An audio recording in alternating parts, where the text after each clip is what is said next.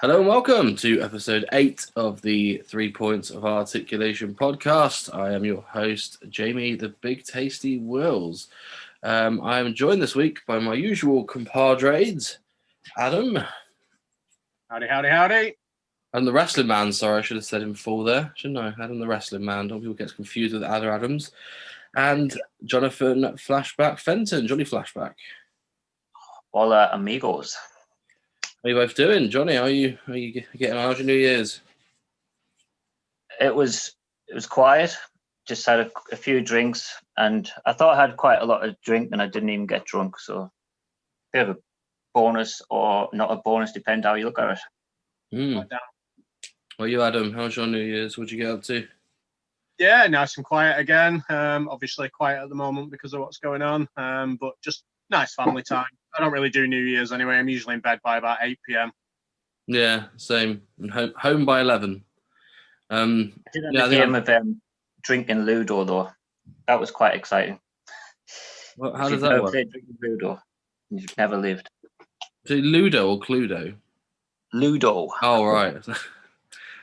Which I recently discovered is exactly the same game as Frustration, just without the bobble press pop. Yeah, without the die. That's the fun bit, though. It is. It's also the same as Cluedo without the die, I guess. Maybe not. Not off early. Right, we're back in a second with some lovely little news.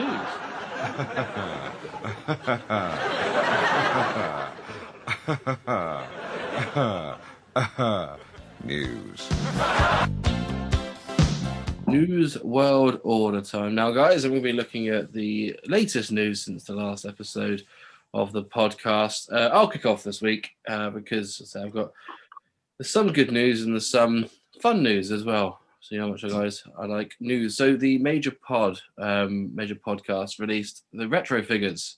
You've got Brian Myers and Matt Cardona. Brian Myers is a jumping figure. Matt Cardona is the Hogan body slam, press slam. Quite a lot of retro has been released at the moment, guys. What are your views on them? So who's releasing these ones? These are from Zombie Sailor Toys. The ones that they normally release their pins for them. They normally make their pins and release them. Yeah. I've seen the prototypes. You sent me a picture. I thought they were really good, actually. Head scans and things like that. A lot better than Chella Toys, but you may have to think the proof is in the pudding when they actually do get released, see what they look like at that point. Yeah, I'm assuming they had full say over the actions as well. Was there any talk on why they've gone with certain actions, or? No, they just sort of just put it on Instagram. Really, they just released a sort of tidbit of the pictures and then released like a side-on view of it. So I think it's more of a wink, wink. These are coming, rather than a full description as of yet, from what I've seen anyway.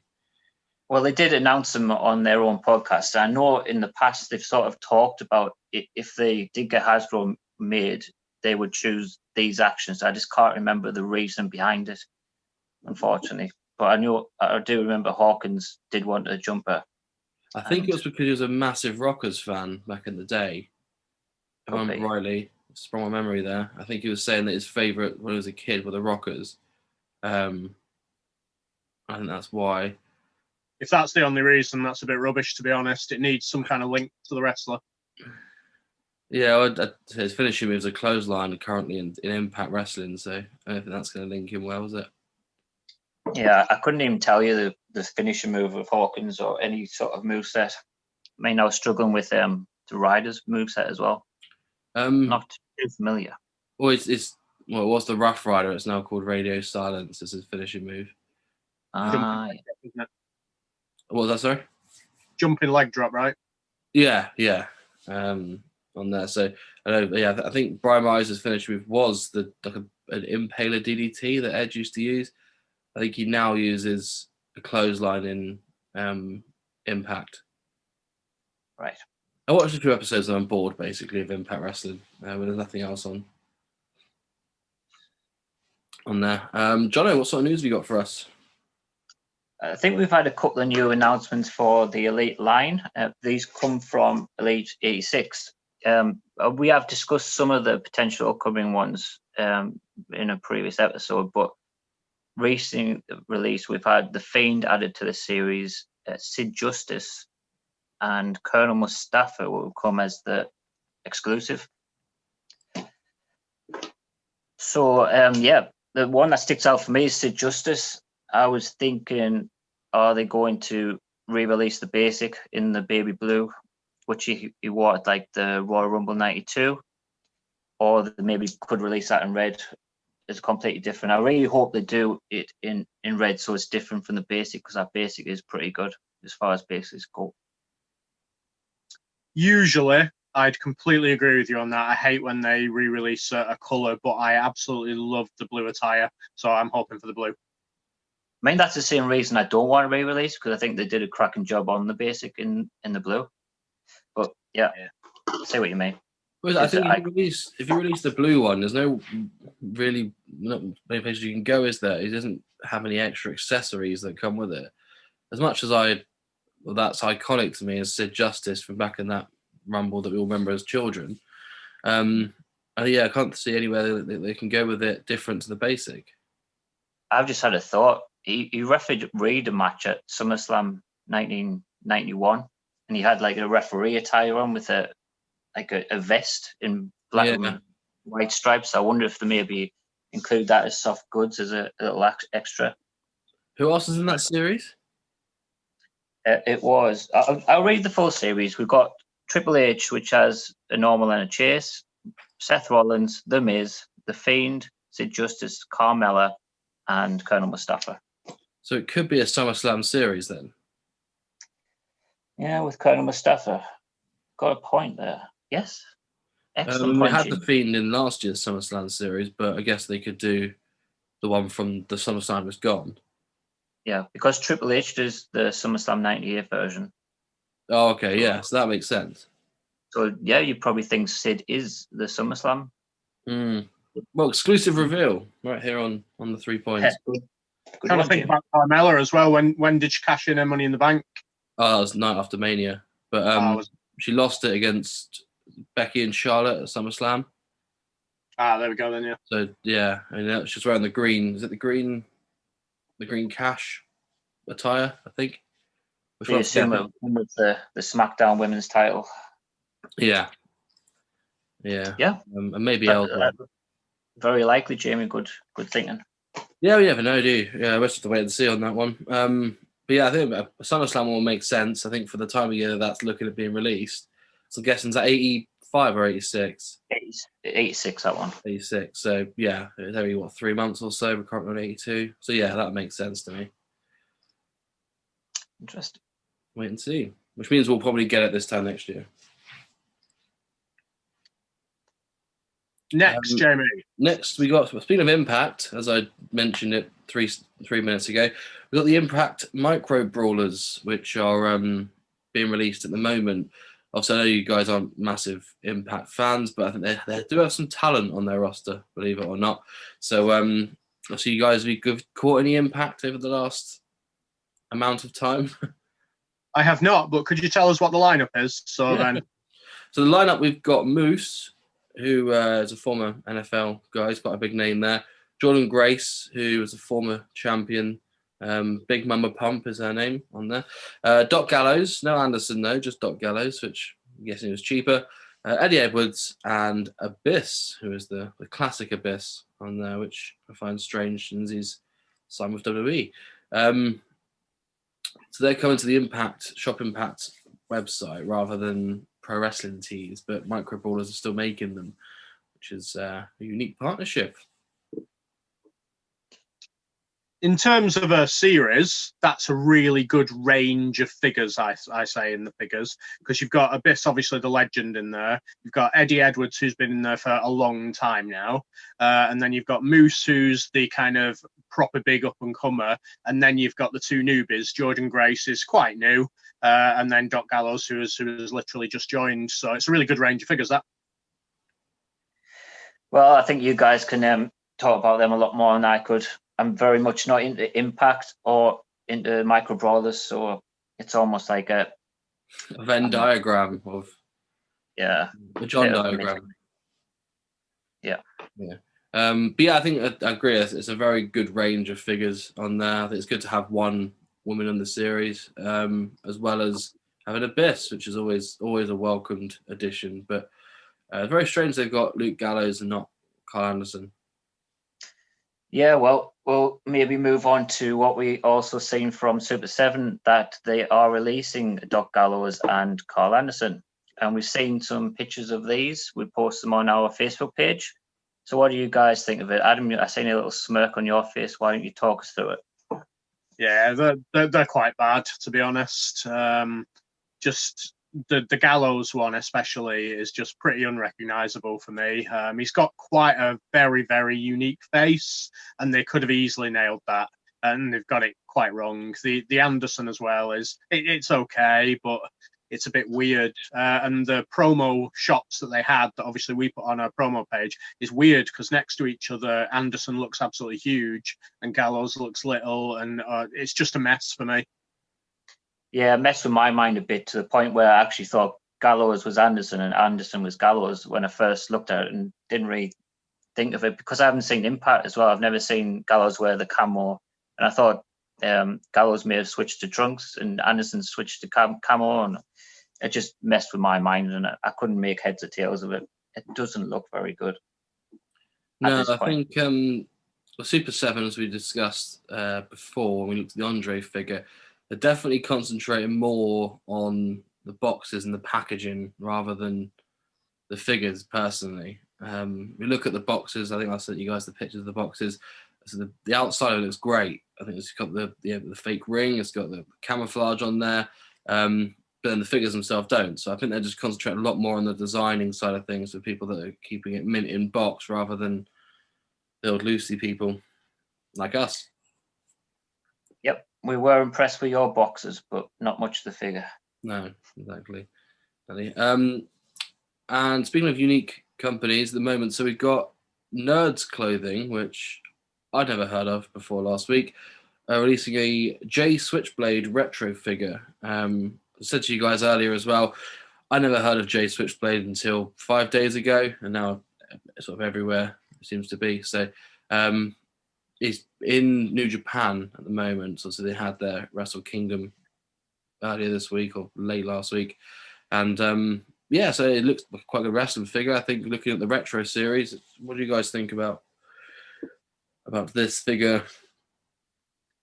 Well, from my opinion, obviously I deal with custom figures quite a lot, and he is one of the biggest made custom figures. There's always people doing Jay White in customs. He is huge in Japan, and I'm not an indie guy, so I couldn't go into detail, but he is a huge name on the indies. Everyone wants him to come to WWE or AEW, so I think it is one that a lot of collectors will get. A lot of indie collectors will get for now. A lot of regular collectors will get thinking, this might be worth something when he becomes massive in WWE or AEW.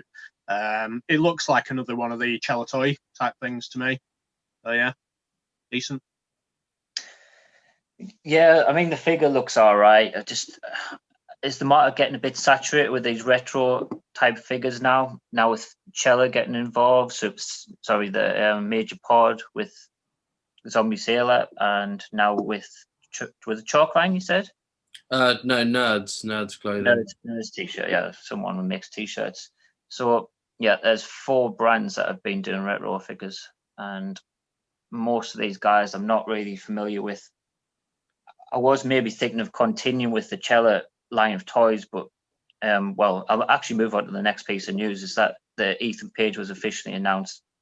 I'm not familiar with Ethan Page at all, so this may be the point where I'm going to tap out quite early on the retro figures if they're not made by Mattel.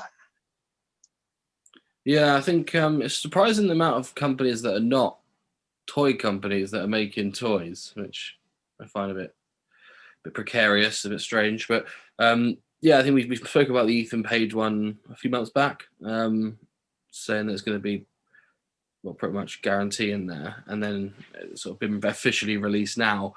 I think it's just very strange that they're just releasing all these at the moment. I don't know whether some sort of license has gone or I'm not sure, but yeah, it's very, very peculiar. Yeah, so it's going to be either a license issue or just to capitalise in on what they see and big sales maybe in the other areas. Ethan Page, again, is quite big on the indies from a tag team called The North in Impact. Again, he's another one who is a free agent now, I believe. So he's another one that people might pick up because he's going to be coming to the big boys. If you say so, I believe you. Right, so yeah, the Mattel Figure Awards were earlier this week. So basically, I'll run through the categories with you guys and just let me know what you think would be your favourite figure from that category of 2020. So first up, we've got Best Ringside Exclusive Figure. What would be your best ringside for the year? I wish I could tell you what is from that year, which is a candidate. Would you maybe run down the candidates and we could tell you? I do not know. Obviously, you've got obviously, yeah, it's all from the last year. So I mean, anything that popped up, obviously, you got the Firefly Funhouse playset. You've got the Undertaker Dead Man Revenge, which was released last year as well. Walter was last year. Yeah, for me, it would be the Dead Man's Revenge. That's the only one I've got out the set. I was on the fence about getting the Edge heads, but it's just not in my sort of era of collecting, so I have to give that one a miss, unless it becomes ridiculously cheap at some point. Yeah, I picked up the Edge heads, the actual just the little heads the other day, to start building them for my display. They're not as bad as they actually looked originally. You can tell that it's Hawkins and Ryder. But for me, I think, and I don't have this, so it's not my own experience, but everyone seems to be really rating the Walter figure. So I will probably try and pick that up at some point. So I think that's the one where people are going towards at the moment. It was the Dead Man's Revenge was the winner. I win. Last year. So next up, we've got Best Elite Other. So that means anything not in the official Elite line. So that could mean exclusives, it could mean play sets, it could mean literally anything which is an Elite figure. So even the Ghostbusters, for example, those sorts of things. It's not in the main Elite line. Yeah, you've definitely put us on the spot with these questions. Yeah, I didn't expect this. I expected figure of the year. Well, that is one of them. Right, so I might just really reveal the things because obviously, yeah. So Best Elite Other was Mr. T from the Comic-Con. Yeah, I can see why that was voted the best. So these SDCCs are always going to be very valued and wanted by collectors. Still need to open that one. Oh, you don't. It looks a lot better in the box, I think. Okay. Best Elite 2-pack. So obviously you had the Piper and Mr. T in that one. I even think Samoa Joe and Rey Mysterio was out earlier this year, remember rightly. Yeah, and obviously you got Triple H in China won. Brett and Goldberg. No, yeah, Brett and Goldberg. Yeah, Triple H in China stole that one for this year. I guess it was the China debut that swayed the votes on that one. I think it's a good tip like that. I think the box and the actual scans and things are good on that one. So yeah, fair play. Yeah, I can't argue with that. Boxes, yeah. Well, I do like the Piper and Mr. T. I really need to try and get my hands on that one. Yeah, I think with the pre-orders, the ones like Mr. T and Roddy Piper, when they're first released, I'm like, oh, it's really good. And then I start to see the pre-orders come in, I'm like, well, I'll give it a minute. And then before I know it, they're all sold out and you can't get it for less than 60 quid. It's a vicious circle that I find myself in. Is that not coming out on Amazon, like the Brett and Goldberg one? It could be, but I haven't seen it. Well, actually, China and Triple H are on that as well, so if it follows suit, it will be, but you know how things get cancelled over here. No. Right. Best Elite mainline. So any Elite from the last year that's been released in the Elite series. Io Shirai is what I'm guessing the voters have voted. I'm going to guess it's going to be some kind of Fiend Elite. It would be Viscera for me. Adam's correct with the Fiend. Well, one of correct. One of his two answers is correct. The Fiend was the SummerSlam one from last year. was the number 1 pick. And the best pay-per-view series, so obviously the Rumble one or the Mania ones are pretty much, and Survivor Series, the 3 that they had. Do you think of Bobby Lashley, The Rock, Lita, Macho Man was the Rumble? Oh, yeah. That Macho Man is fantastic. Yeah, that's my pick. The boxes are amazing on those. Well, the Macho Man won, so justice was served. This one should be easier. The best Ultimate Edition. Does Hollywood Hogan count? Hulk Hogan and The Fiend were not released in 2020, so when this was when the award started. I imagine it's The Rock then. It's The Rock indeed. The Rock. I think it's The Rock, Lesnar, and HBK this year as well. Cena, Becky Lynch, and the People's Chomp. Best collectors. Oh, sorry, go ahead. Yeah, I'm struggling to find The Rock and the Hollywood Hogan. I kind of waited too long on both of them. I think you need to get your pre-orders in early. I think the Hogan ones have only just started coming out in America, which means that we should get them in 4 to 6 weeks. I think a few of the smaller companies are starting to get them in now in drips and drabs. So I think it's just going to be a case of grab them when you can, really. Keep an eye out. I had a quick look this morning for it, and everywhere's sold out of pre-orders. Even Ringside has gone from there.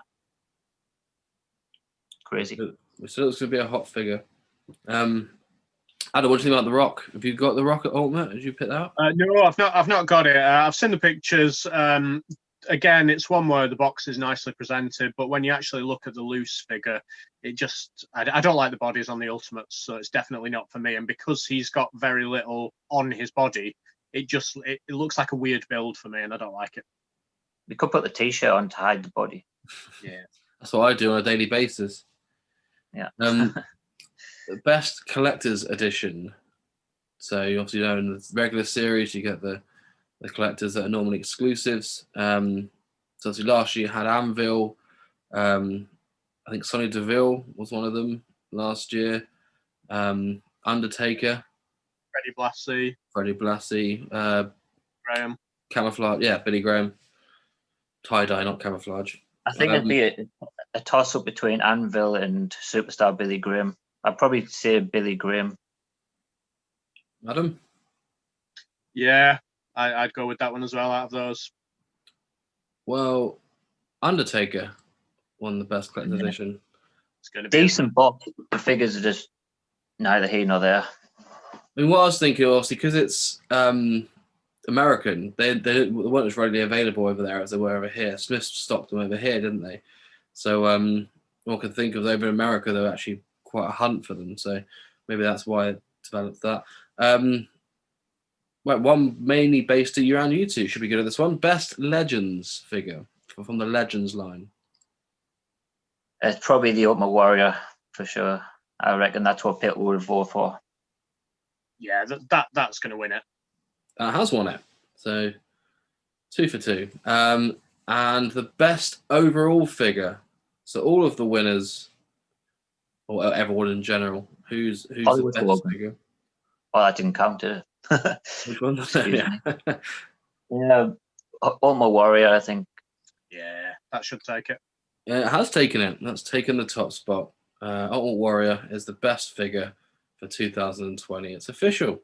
Oh, best Mattel figure for 2020. I can't see Jazzwares taking over that, but best Mattel figure, which is a good award show to have. I think it's nice little fun awards to have every year. I find reward those figures, especially at the moment when people are becoming a lot more collectors. It's a lot better. Lovely. Any more news for me, gentlemen? Nope. No, it was mainly you this week. There was many around the award shows, the Jamies, should you say. Right, so next up we've got our weekly pick-me-ups, and we shall be back in a second. Oh, some lovely pick-me-ups. Weekly pick-me-ups time now. We'll be looking at all the things that we've picked up since the last episode of the podcast, and we'll start with our resident figure getter, should we say. We always seem to have more than us. It's Jono. A figure getter. Figure Even getter, for YouTube, official come term. on. Terrible. But if we start to wrestling name. if we start with me, let's start off with a bang. And I have got now Lance Storm from the classic Superstar series, mint in box. Bought this from. I was kind of like this thing where I was like, I need to buy it. I'm going to look on eBay in the US. I think I paid $90 for it, and whatever shipping came after that. So wasn't cheap, but it's now in the collection. And other than the Trish Stratus and the LGN, I've completed the classic Superstars 1 to 28.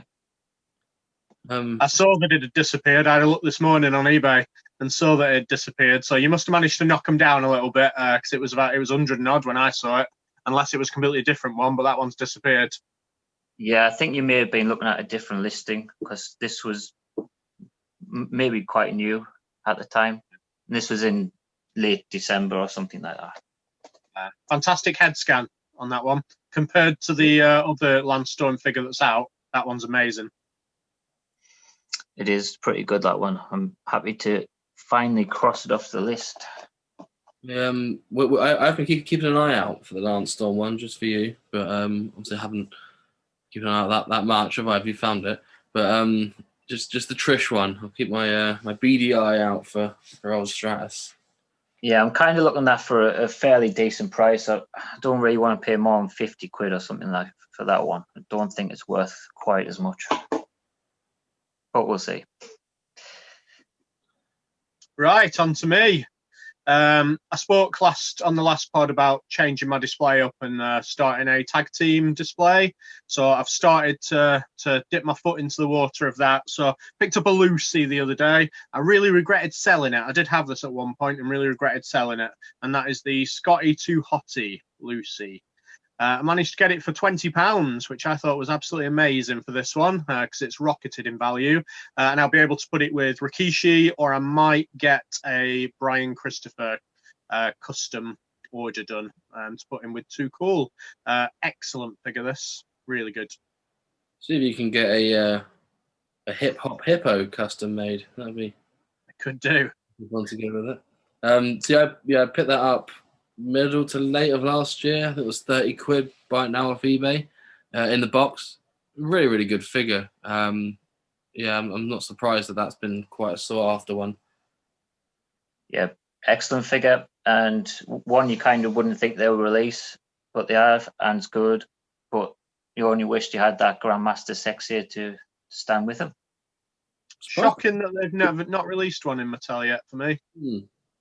Yeah, it must be some sort of politics, let's just say, with his his crime past. We are getting a Jerry Lawler one, unless they're related. I don't think they'd cut ties. Yeah, who knows?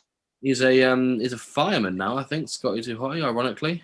He's a real estate agent, and then I think he's a fireman now. Very good, very good. Yeah, it sounds like a joke, but it's not a joke. He actually is a fireman for being Too Hottie. Right, so mine was, I think I mentioned it last time, I won a cheeky little raffle on the Legion of Hasbro group. Shout out to Phil for those. And I got some retros. So I got the New Day, which fully confirms to me that Xavier and the Macho Man on there. Quite happy to add this to my collection. I think these sort of figures, they get a bit too expensive now for me to let the little one play with them. So I've bought some Peters off eBay for him to play with, some Seth Rollins and Dean Ambrose and so on. Yeah, you've done well to win one, but you got a problem, Jamie. It's documented now. Yeah, exactly. Hopefully the wife doesn't see this. Well, I'm happy for you, though. Yeah, I'll take it. I'll take the plaudits. Didn't do anything to win them. I just picked the right number. I picked a random one to win it. So, we also congratulations. They don't really mean it, do they? They just mean you got lucky.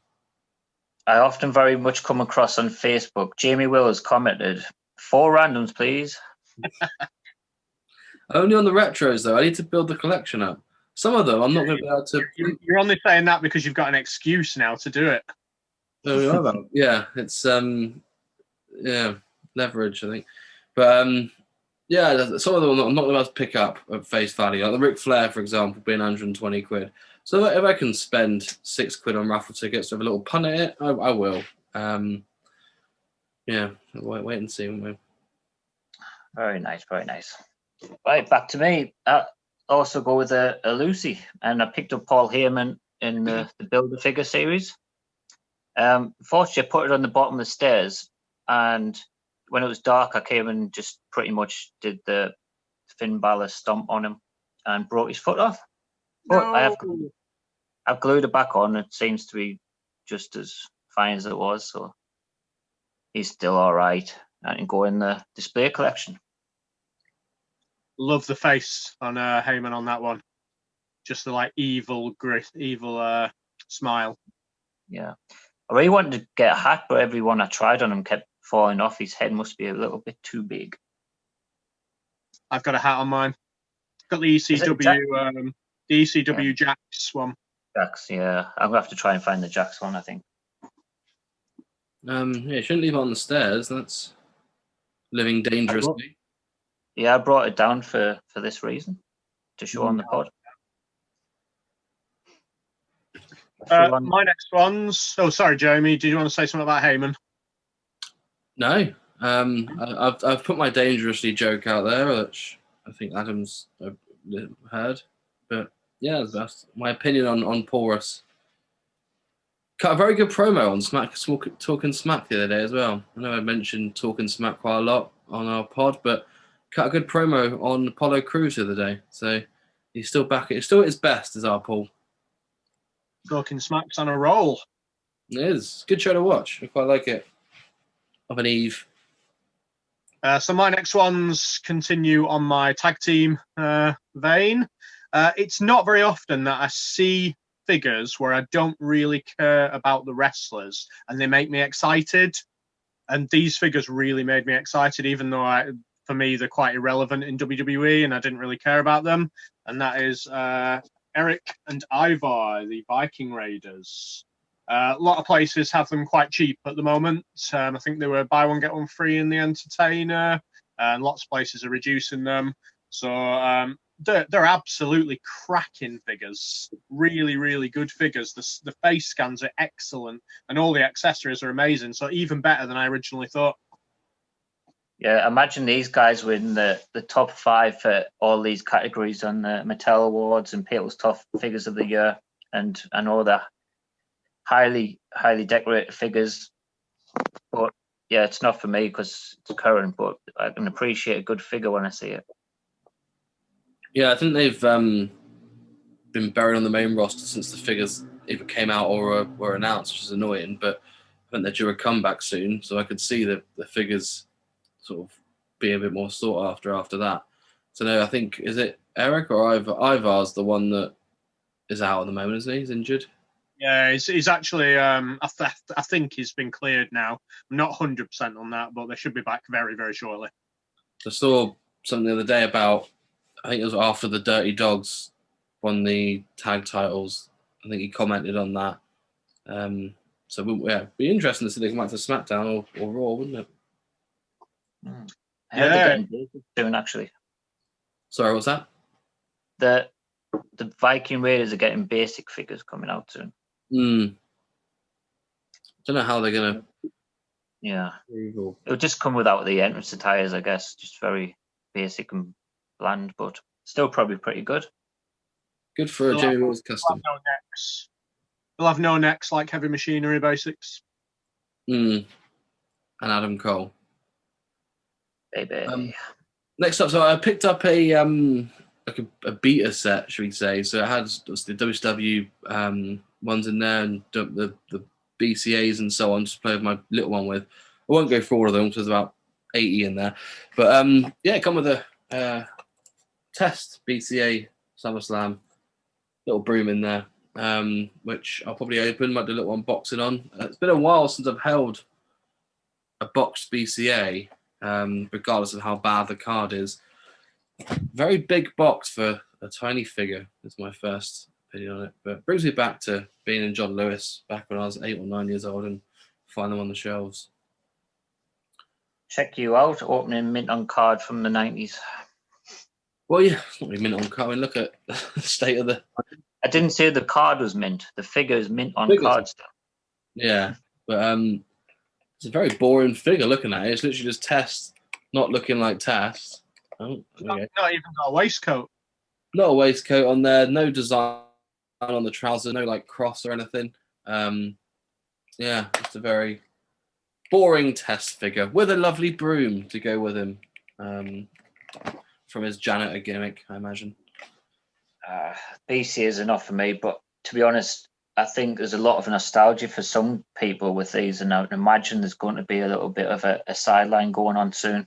Instead of retros coming back, I think they're going to do a BCA type figure coming. It's getting to the age now where those people who did collect them are kind of getting to that age where they're settled in their life and they're going to start their collections again. So yeah, I agree. Well, I'll keep hold of it in the box then, maybe.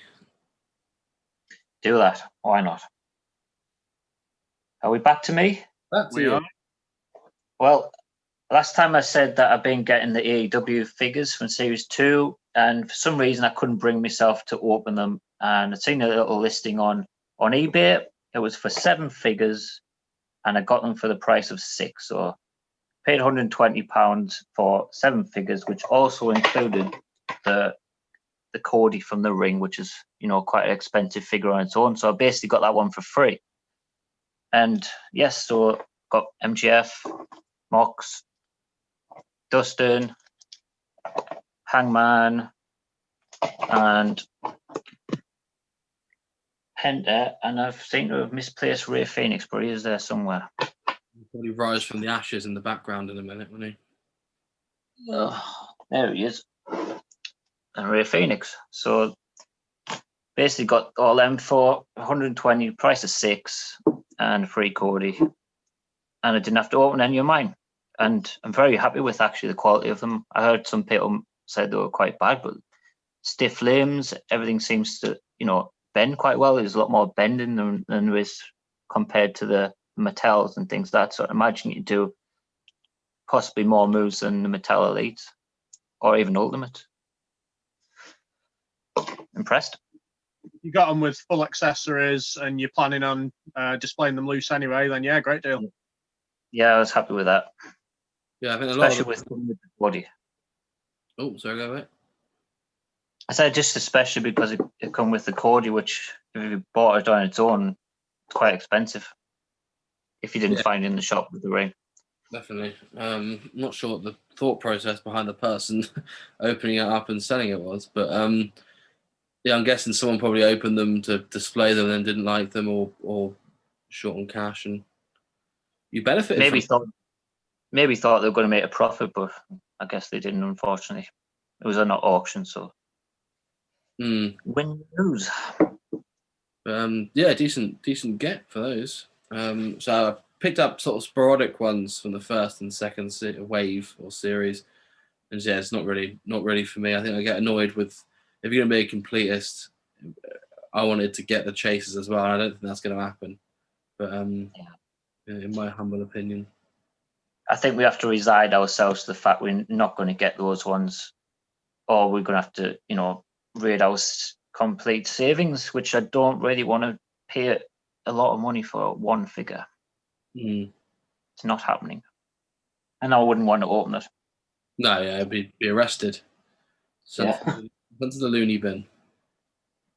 My next one is a bit of a flashback, and yes, it is from the flashback series. Just a random one on eBay that I saw for quite cheap, and I have it loose, but I haven't got it in box. And that's the Mean Gene Auckland flashback series. Very nice figure, Mean Gene. Very good face scan on him. I love the old style microphone that it comes with in the corner. It's one of my favourite ever accessories, I think. And yeah, nice figure. I'll probably keep this one on card. Yeah, I'm a big fan of that figure. I think if I ever seen it cheap enough on eBay loose or even boxed, I would pick it up again to maybe have the second attire. So I'll have one in the navy jacket and one in the red jacket. I was possibly even thinking of using that to make a Jim Cornette figure. Do you think that would work with the red jacket, the head on?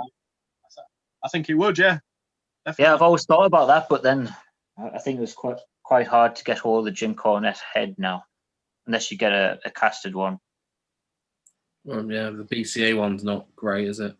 Yeah, BCA is cartoony, even more than normal BCA. Get a free tennis racket though, lovely. Yeah, I think I've seen that for 23 on Wrestling Shop. Mean Gene. Always been in two minds of picking it up, but I think loose because I'm going to open it up if I pick up a Mean Gene. I just have no real where to put it. I don't know what's going to fit in. Sort of late 80s Mean, is it? Yeah, it is. Yeah, late 80s, early 90s. But yeah, it was one of those where that series went really expensive, and then all of a sudden, loads of them appeared from the wholesalers. So I'm imagining they were forgotten about in a corner somewhere, and then loads reappeared, and now they're starting to gradually climb again. So was it Yoko, Razor, and Sean? No, it was Definitely Yoko. Six was in that series. Oh, X-Pac 6. Oh, Yoko. sorry, I thought you meant 6 people. Sorry. Yeah. X-Pac, or whatever you want to call him. And I can't remember the guy. It'll be on the back of the box, though, Adam won't. It will. Let's have a look. Yoko, Warrior, and Six. No. Yeah, Warrior. There you go. One out of 3. I'll take it. Good effort. Back to me. I'll go with so basically, I've had a little quiz last week. Won a little quiz by landslide victory, some say. There's only 3 people that entered it, to be honest. But yeah, I got a little print. I'm not really one for prints, but it's all right. There's Ric Flair being choked by Sting, signed by both Ric Flair and signed by Sting as well. So sent from Carl Litherland, who did it. There's a bit of authenticity there, just in case you're wondering if it's authentic or not. As you can tell, it very clearly is from that. And another one there as well. But yeah, so I'm not really a massive print fan, but it's always good to keep it there, isn't it? Like a bit of Sting, a bit of Rick on. Yeah, when you first told us about it, I don't think you mentioned that it was signed by Sting as well. So that's actually quite impressive that you've got both signatures on there. Yeah, it's I'll show it again. So there's the Stinger's one in the purple, and there's Nature's one there. But yeah, it's good for a little free quiz. It says on Wrestling Merchamania was the thing, so make sure you hit them up for their free quizzes. This is the prize they're doing for 3 people entering. It'll be good to see what they would do for a lot of people entering. So yeah, tag me when the next one is. I'll come. Yeah, I'll add you in. Problem is though, if I tag you in, Johnny, you know a lot more than I do, so I probably won't win. So there's no real benefit for me in that situation, is there? No, you never know. But yeah, that was nice little free pick me up. Carl sent it first class, which is good. Well packaged as well, and it arrived safe and sound. I've got to try and find somewhere to put it because I haven't got any WCW related things apart from that ring mat behind me. All right, back to me then.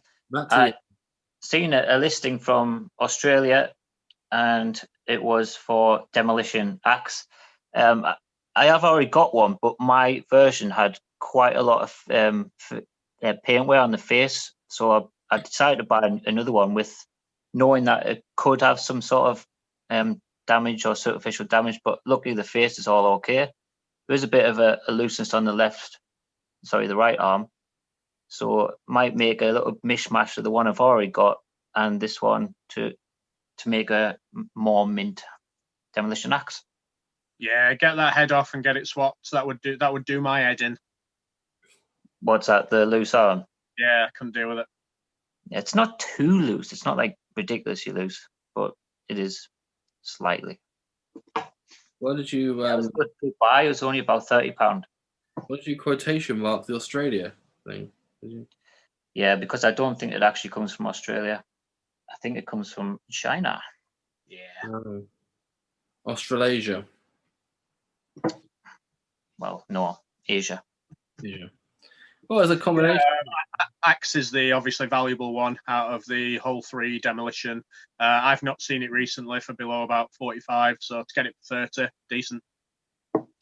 Yeah, happy with that. It didn't come with a helmet though, but I've already got that, so that's fine.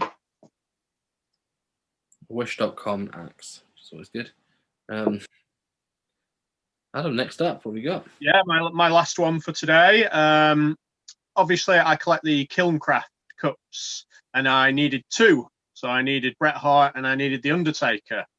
And then I got shocked the other day because I went on eBay and found one that I didn't even know existed, which is amazing because I thought it was just all the 6 or 5, 7, whatever there is of the little ones, such as the Sid here. But no, there's a pint one, which I never even knew existed. So there's a pint one of the Ultimate Warrior. So it's like double the capacity of the other ones. And it is authentic. It's exactly the same. It's got the Kilncraft stamp on the bottom and everything. So yeah, I got it for, I think it was about £15. And I didn't even know it existed. So I'm absolutely made up with that one. That's been my best purchase of the past few weeks. While I'm impressed with the cup, I don't think you can get a pint in there. It doesn't look that big. It's quite round, quite deep. It's not quite on the Sports Direct level, is it? Yeah, I want proof of this. It is actually about the same size as that. It might just not be showing it here. I can't see a pint getting in there. You have to prove that one to us. I'll bring it next time, do a test. You could go live on the page. You could save the third world if you spilled a Sports Direct cup, I think. Massive. Yeah, lovely cup that, I'd say. Especially if you didn't know it exists, that's a bit of a bonus. Yeah, they're always the best fighters. I've only recently got it, so I need to see if they do the other ones in the pint size as well, or whether it's just the Warrior. Well, good luck with that. Ganders. My final one is from Jono. Jono sent me the rest of series 8 that I didn't have, which is nice of him, from Wrestling Legends Figures. Not Wrestling Figures Legends, which often some people say, which is wrong. But yeah, thanks to Jono. I needed these for my little collection. So very glad to have them. I haven't opened them yet. I was going to open them when we do the retro review a bit later on, just to get that little minty smell again, which we all enjoy. So yeah, I think I'm only missing now season 1 and bits of season 2 and a bit of a later series as well, 4 I think. So yeah, that's what I'm waiting for. So you can say season twice and series in one sentence. You still haven't mastered that one. I did look into what the difference between series and season.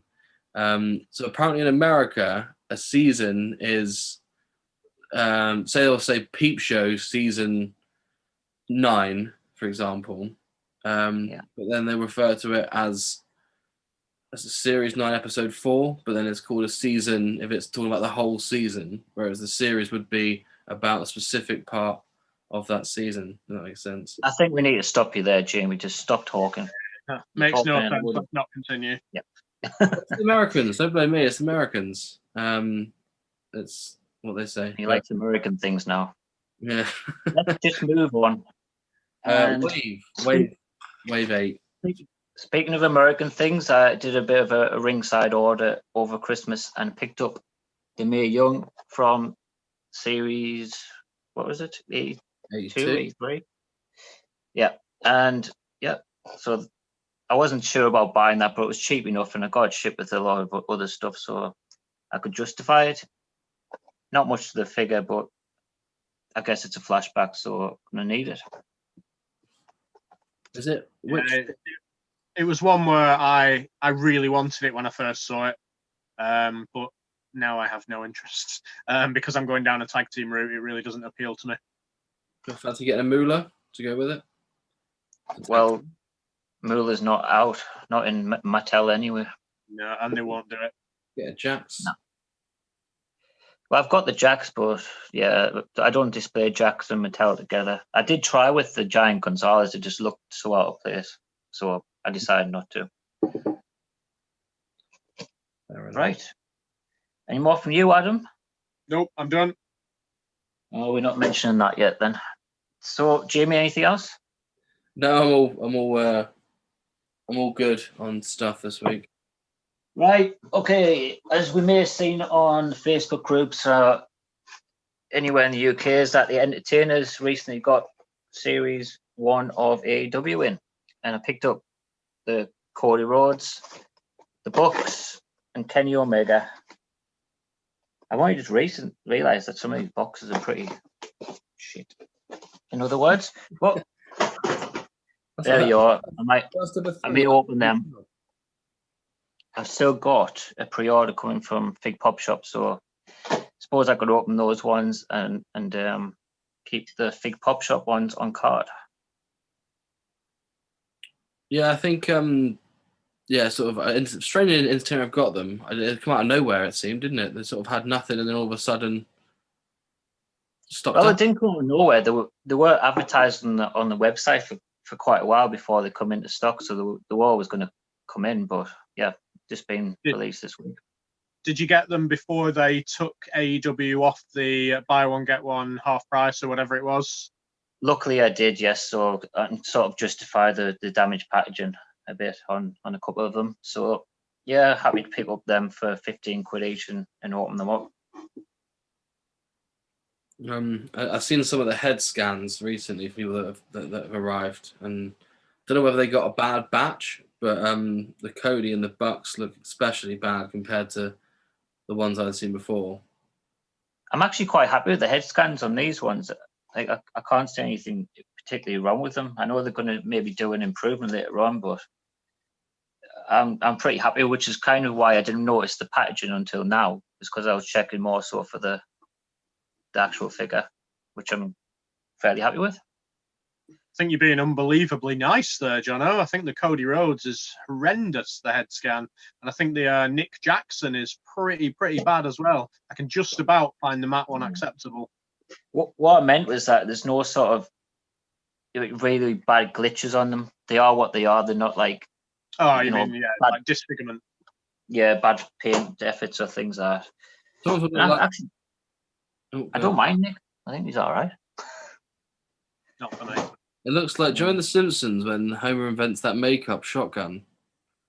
Yes. Yeah, it reminds me a bit of that, the Cody especially. Or Billy. Yeah, I think most of them do, but mine look pretty good. They're all right, actually. They don't look too bad in that respect. Anyway, moving on to the last one. As we said on the last show, Adam went to Smith's and had a little bit of a tussle with someone over there about picking up the brandy figures.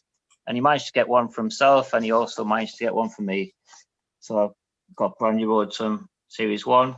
Of course, he didn't want to charge me anything for it, so I have to kind of own one for that. So thanks very much, Adam. It's all right. That's what should happen. How's the head scan? It doesn't really look like Brandy, but it doesn't look like there's any sort of problems with her. Well, that's good. I'll be fair. Yeah. That's good. Maybe you can make it into a Red Velvet custom. Apparently they look more like... Is it Red Velvet on the AEW roster? Yeah. Apparently they look more like her than they do Brandy. So Shiver becomes big. Yeah. Doesn't look like Brandy. Never mind. I'll maybe keep that one in the box. Lovely stuff. Have you got anything else for us, our regular figure getter? No, that's it. I'm done.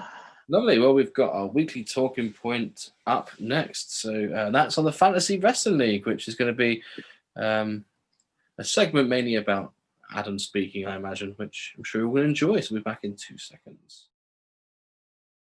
Break it down.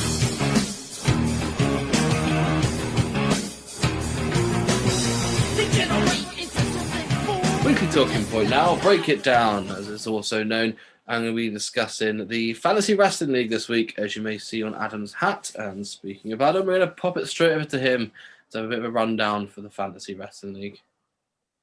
Yeah, so just talk about the kind of origins of it first. So about October, not last year, year before, I was just kind of searching for a fantasy wrestling league. I thought I play the football one every year, and I'm getting a bit bored with the football one. So I said I really want to start watching wrestling again and getting back into it, because I was just kind of reading a lot of the results and not really paying much attention to it. And I thought I need to get back into it. I'll search for one, and everything I searched for they were all right, but they were literally just you get points for this, and nothing else happened, basically. Or it only counted like pay-per-view predictions and stuff like that. And I thought, I don't want that. I want a bit more of a constant one where people are interested every week. So I thought, I've got a few mates on Facebook that might be interested in it. I've joined all the groups on Facebook, so I thought I'll give it a go. So at first I just messaged all my mates, and then I messaged some random people. I think you were one of them, John, were you? I was. That I'd seen and that had quite a big impact on the groups. And I thought, if I can get these few people to join, then maybe it'll go somewhere. So I spent about a month devising like a points system and how I was going to rate the players and blah, blah, blah. And I thought at first it was just going to be this little thing. And apart from about 3 people, every single person was really interested in it that I got in touch with. So I thought I'd go with it. And I started to think maybe this could actually go somewhere and be a bit bigger than I thought. Fast forward to February, and there was about 120 people who had joined the league. We ended up having 2 leagues, and the point system goes from every weekly show that's on TV or with AEW now on the internet, and it's just wins, losses, but every single match gets you a point. So it gets people interested, because a lot of the ones that I saw were only winners get you stuff. But every single person who actually competes in a match, bell to bell, gets you points. It's been a long old ride so far, quite stressful at points, but really interesting at other points. And we've just gone into our 2nd season, FWL 2021. How are you two finding it before I move on to my next bit? What, this season, or do you want us to talk about? Well, I mean, like when you first contacted me, being over a year now, I was like, it sounds all right. I'll maybe have a look. And it took me about a week or 2 to even get back to you, because it was the Christmas time when you initially approached me. But I thought it sounded interesting. But I was like, I'll put a team in and I'll be not really think about it. And it was kind of like that for the first month or so. But after the Royal Rumble or something like that, I just became obsessed. I was watching all the shows. I was like, seeing where I could pick up points, who I need to transfer in or out. A lot of where I went wrong last season was early on with transfers, but my initial team, because I didn't really understand where the points are coming from, wasn't very good. But, as I said, I got a bit obsessed, and me and you talked quite a lot about the league, and it was almost like your number 2, in promoting or things like that in the group comments. And we just sort of kicked it off from there, and we added Jimmy in soon at the same time, I guess, as when I became a moderator. So yeah, it just became a bit of an obsession for me. Yeah, it's a bit of a different background to us. I started collecting wrestling figures again early last year, 2020, and then obviously so then you joined the Facebook groups from there. I think I saw Adam post on there and thought, this looks quite interesting. I think I was into my fantasy football at the time. Went to join the league, had a bit of a conversation with Adam, and then I think I then started getting back into watching the wrestling. I think I'd watch it every week anyway, but I wouldn't really pay much attention to it. Whereas when I first joined the league, it was more, I hope this person's going to come out, or I'm watching the wrestling now just to make up for the fantasy league and to try and see where I can get points. Is sort of one of the main reasons why I watch it now. So I watch literally every wrestling show just to sort of see who's on the up and who's on the rise, who's looking for title shots and so on. So yeah, before where I was just watching Raw and a bit of SmackDown, I'm now watching Raw, AEW, NXT, 205 Live, SmackDown, AEW Dark. I watch main events sometimes for a treat. So yeah, I think it all ties into the fantasy league and seeing who's getting what really. So I think that sort of really, really helped. And then yeah, I think when was it we started moderating? Was it the summer? Must have been around the summertime before Money in the Bank. Early summer. Yeah, because I think the first one that I run was the Money in the Bank one. So it would have been roughly around that sort of time. So I think that's really helped with that. I think the league in general has just run really well. Not pat ourselves on the back mainly by Adam. And I think it just makes wrestling a lot more fun. Just to watch. It just adds, especially at the moment with no crowds, it just adds that extra element to it. Yeah, I think that's been kind of a curse and a blessing, because it could have knocked a lot of people off wrestling, and I think it did, because we did have a few members that didn't really keep up with it. But for a lot of people, that because wrestling's carried on, because obviously in America, Trump made some kind of deal where wrestling was somehow vital for everybody, but it worked out well for us because it's carried on. It's been a lifeline for a lot of people to actually continue watching it and just get a bit of normality and a bit of the stuff that they normally do every week, and they've really got into the league through that. Sorry, go ahead, Johnny. No, you go.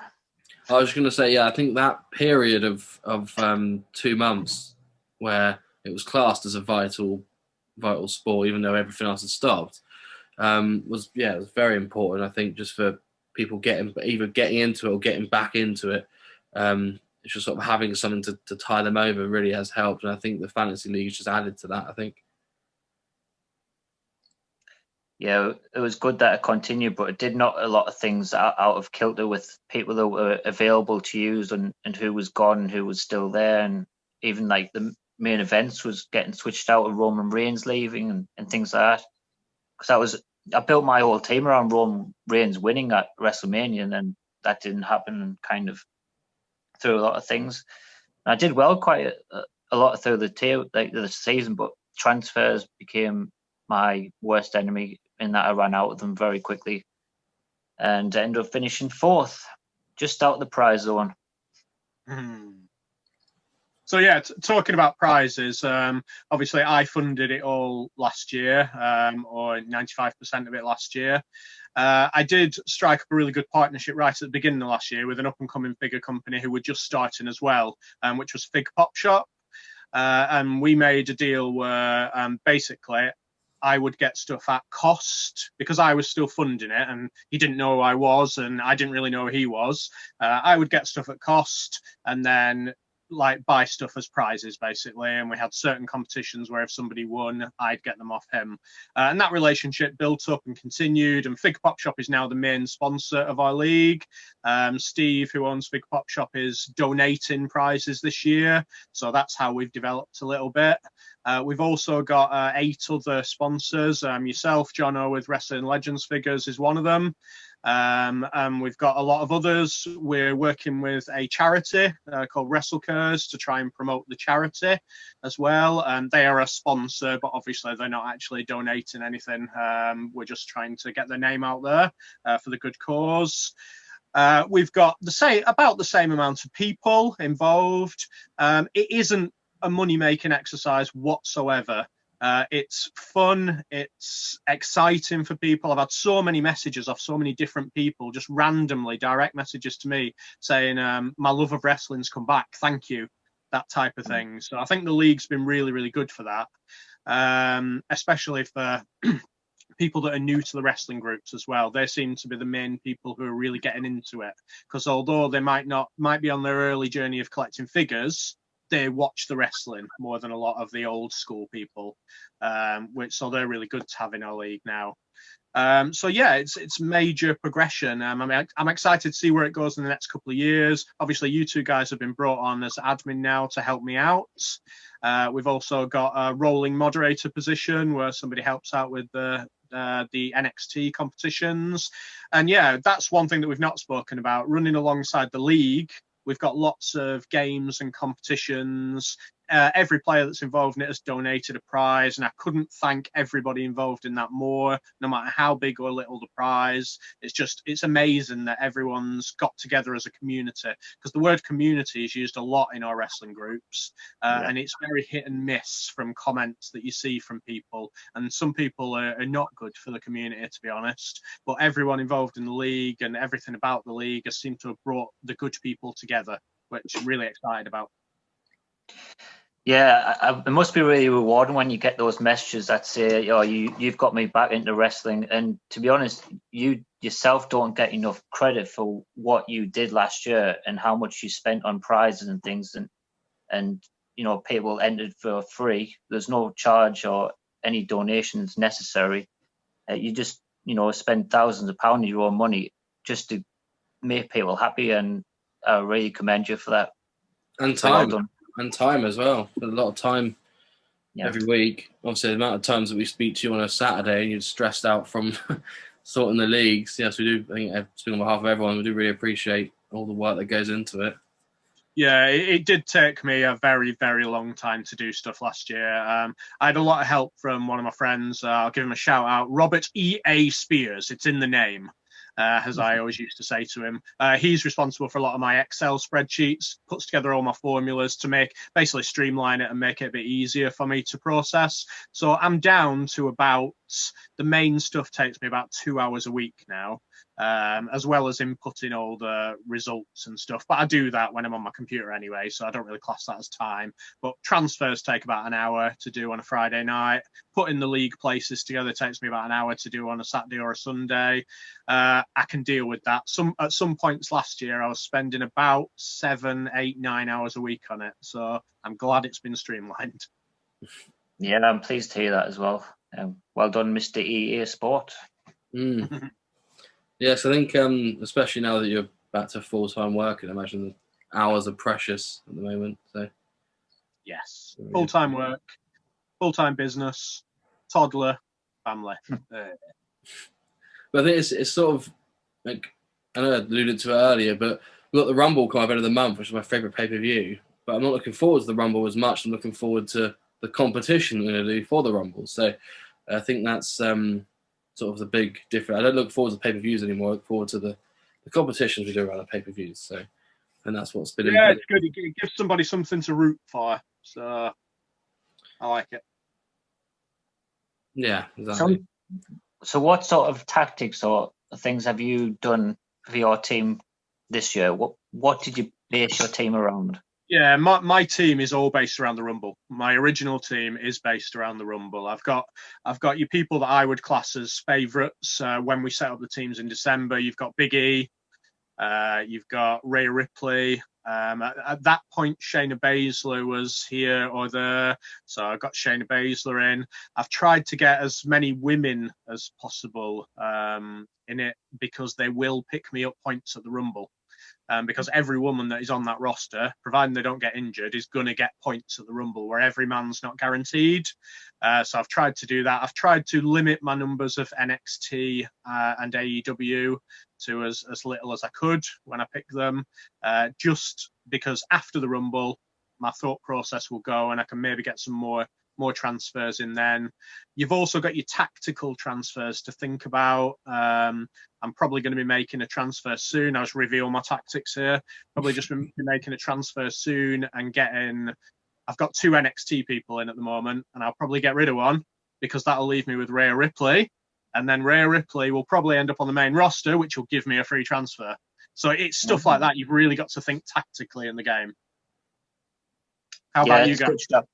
Good shout. I did that last year with my NXT. I only had Shayna Baszler, but unlucky for me, they didn't swap her roster position for about 4 months.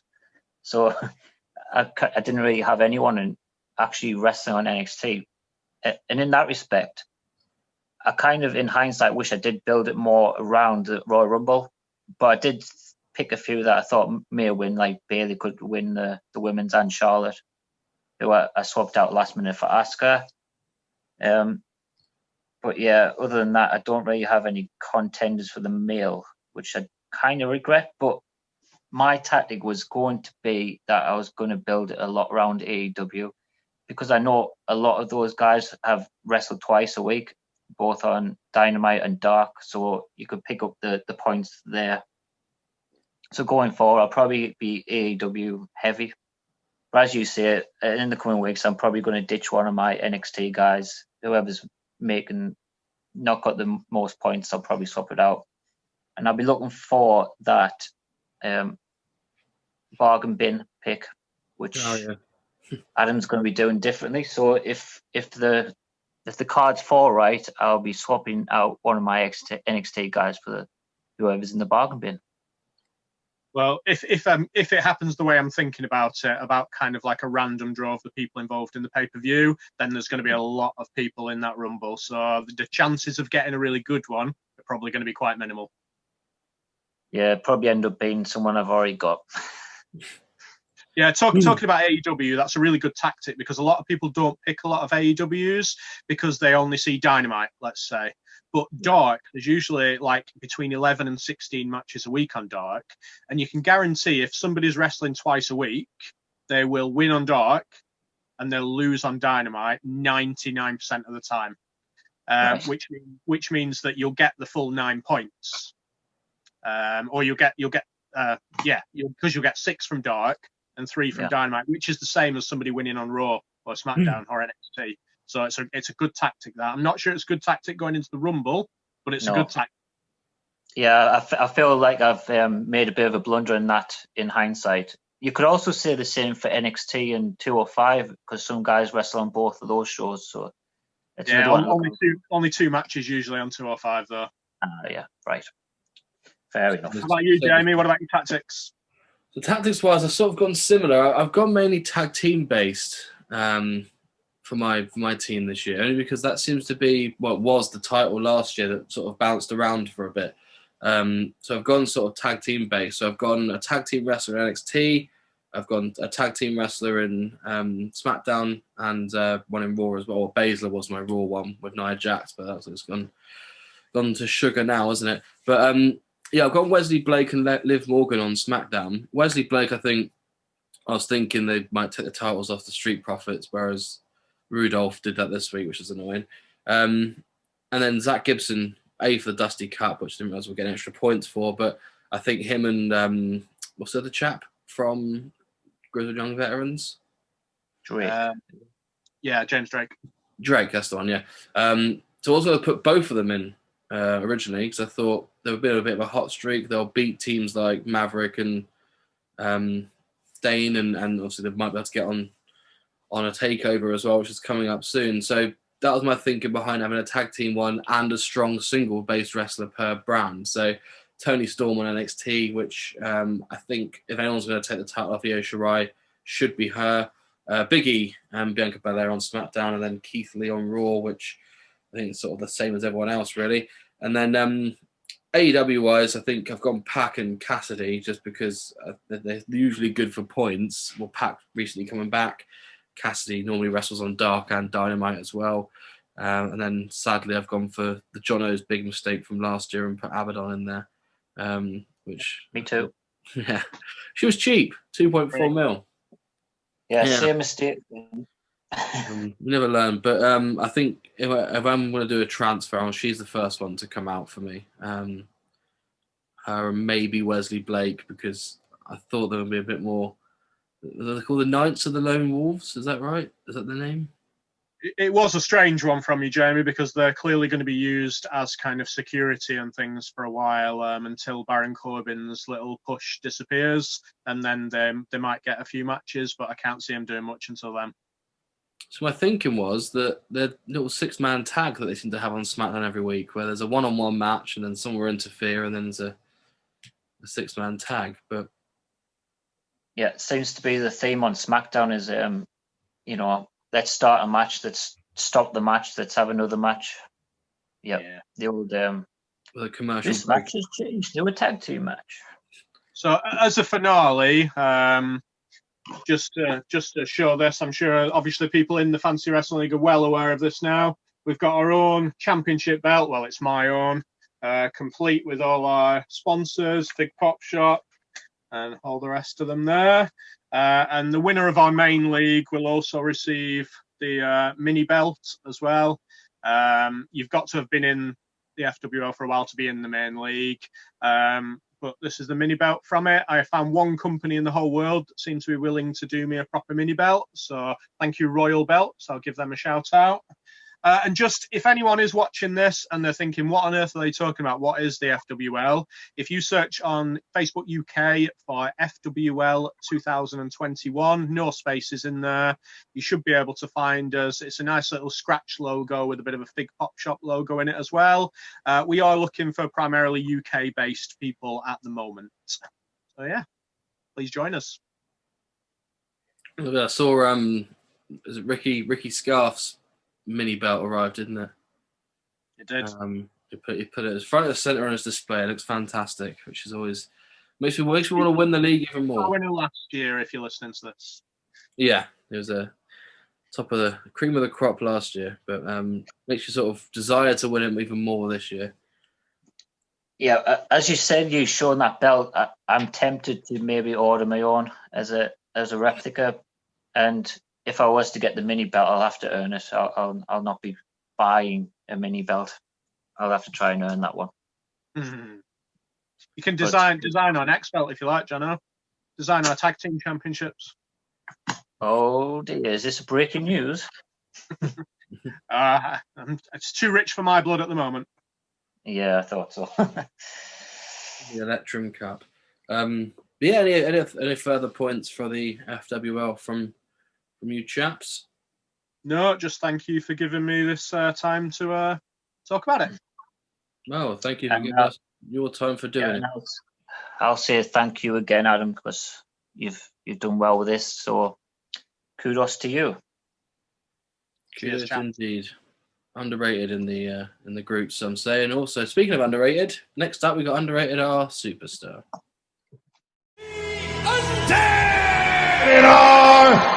Our superstar time now. I'm going to flow to Adam again. He's been very busy this episode. He's our. I have. It's a good job I had no news because I seem to have had everything else. Underrated our superstar. In a weird twist of events here, we've actually spoken about this figure already on this pod unexpectedly. It's from last year. I think it got lost in the shuffle last year very, very much.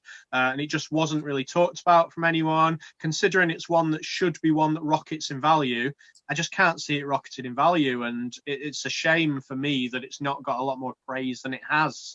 And that is the collector's edition Superstar Billy Graham figure. You've got your two heads in this for how you want to display. You've got your young one and your old one from when he was managing Don Morocco. They've gone a bit cheap on this and just reproduced the Hogan Velveteen Dream type one. A lot of effort has gone into the trousers. You can't see him in the box, but he's got, oh yeah, you can. Large pink boots, which are unique to this figure, I believe. The face scan for both of them is excellent. To say the faces are very, very different, the face scan for both of them is absolutely brilliant. Very, very underrated. Yeah, I've got this one as well. I think it's a cracking figure. Both the heads are absolutely smashed out of the park. And I just love that when they do these sort of obscure guys. I mean, I know he wasn't obscure at the time, but he is a star of the 70s and early 80s, so very much obscure in 2020. So I'm happy Mattel going down the route of, all right, we're not going to make as many, but at least we're making them. So well done to that. Yeah, sort of like the Blassie, I guess, as well, isn't that? Something that I'm familiar with is Freddie Blassie, but wouldn't have thought in a million years that I'd buy a figure for Freddie Blassie, which I did. So, yeah, sort of good that they're going down that unique route. I think is the top Morocco re-released as well, or from a Survivor Series figure? What do you mean? Is it the same top? Yeah. Let me check. I think it is, but yeah, might as well get some confirmation. Whilst we're here. It looks like it. There's a bit more depth to the Morocco one. It goes further down. So there is a chance that there's a slight difference in them. It's the same basic pattern on them, but there is a chance that it's slightly different. Putting together, they look good. Yeah. Well, was a period where Superstar managed on Morocco, so I guess that's why they both had them. WrestleMania 4, he was out with Morocco. Yeah, that's right. Yeah, so I mean, Nice.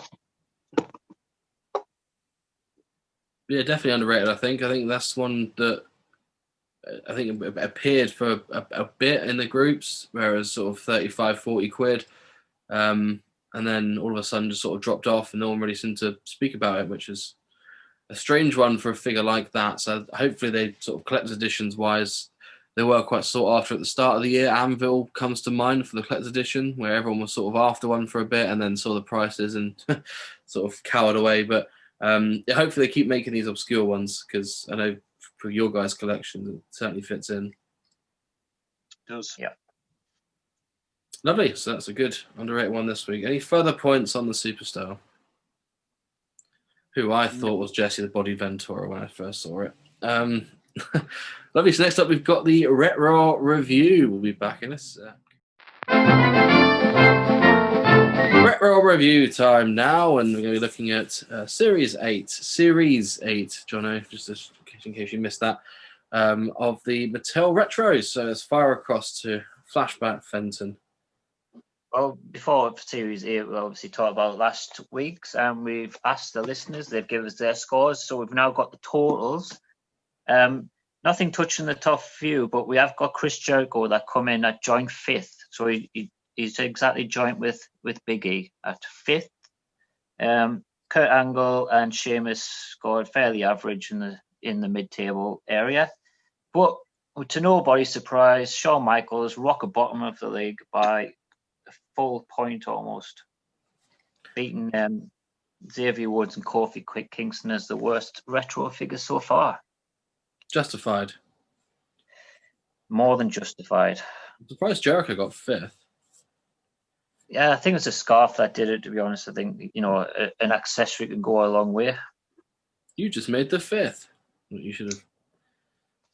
No, we shouldn't. No. No. No, all right, fair enough. Veto that then. Yes, so that's your league table update. Lovely. So that was last week. Let's have a look at this week. What have we got in store for ourselves this week? Well, I realise that we may all have these. So they want to start alphabetical order, of course. Braun Strowman. Braun first. So Braun, I open mine live. So Johnny sent me across. I will kick off here if that's all right. I just want to say a big thank you to Jono on this and Wrestling Legends Figures, who has been very kind and has sent me the full Series 8. So Jamie, you got some as well.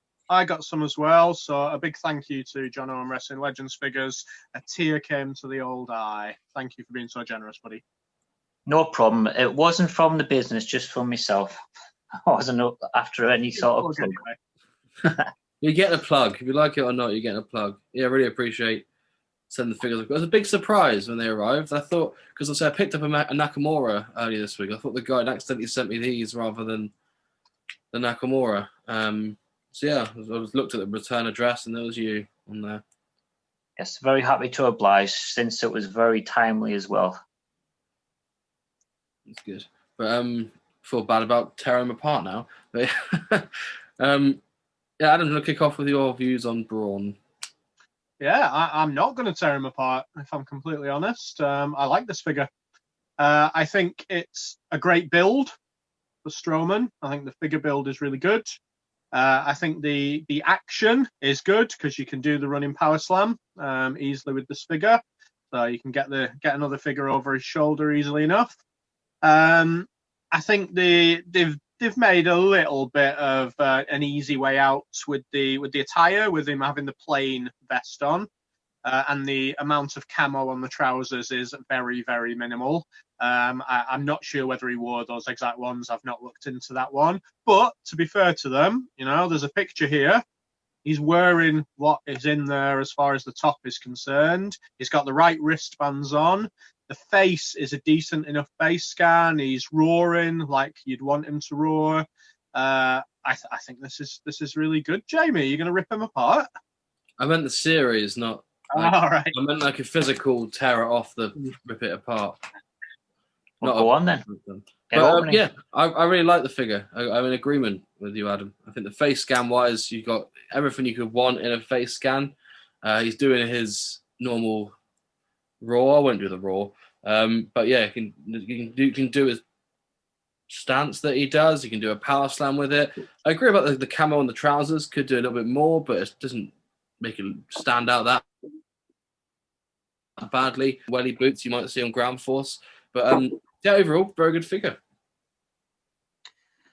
I don't have much to add. I think you're right. The only bit of a cop out is bit of camo. I think they either should have just left them out completely or did the whole pants in camo. So it is lacking a bit in the design aspect of it. I do think you're right about the build being right, but the height is unfortunately just the same as others. Oh, actually, it's not. Ignore me. I must have measured wrong. The height's very good as well. So yeah, it's a bit taller than the others. So I might have to reconsider the score I'm going to give. Well, Adam, do you want to kick us off then while Johnny recalculates? Yeah, I think this is an excellent figure. I think the minor detail is that they could have put more detail in. 8.2. Well, impressive.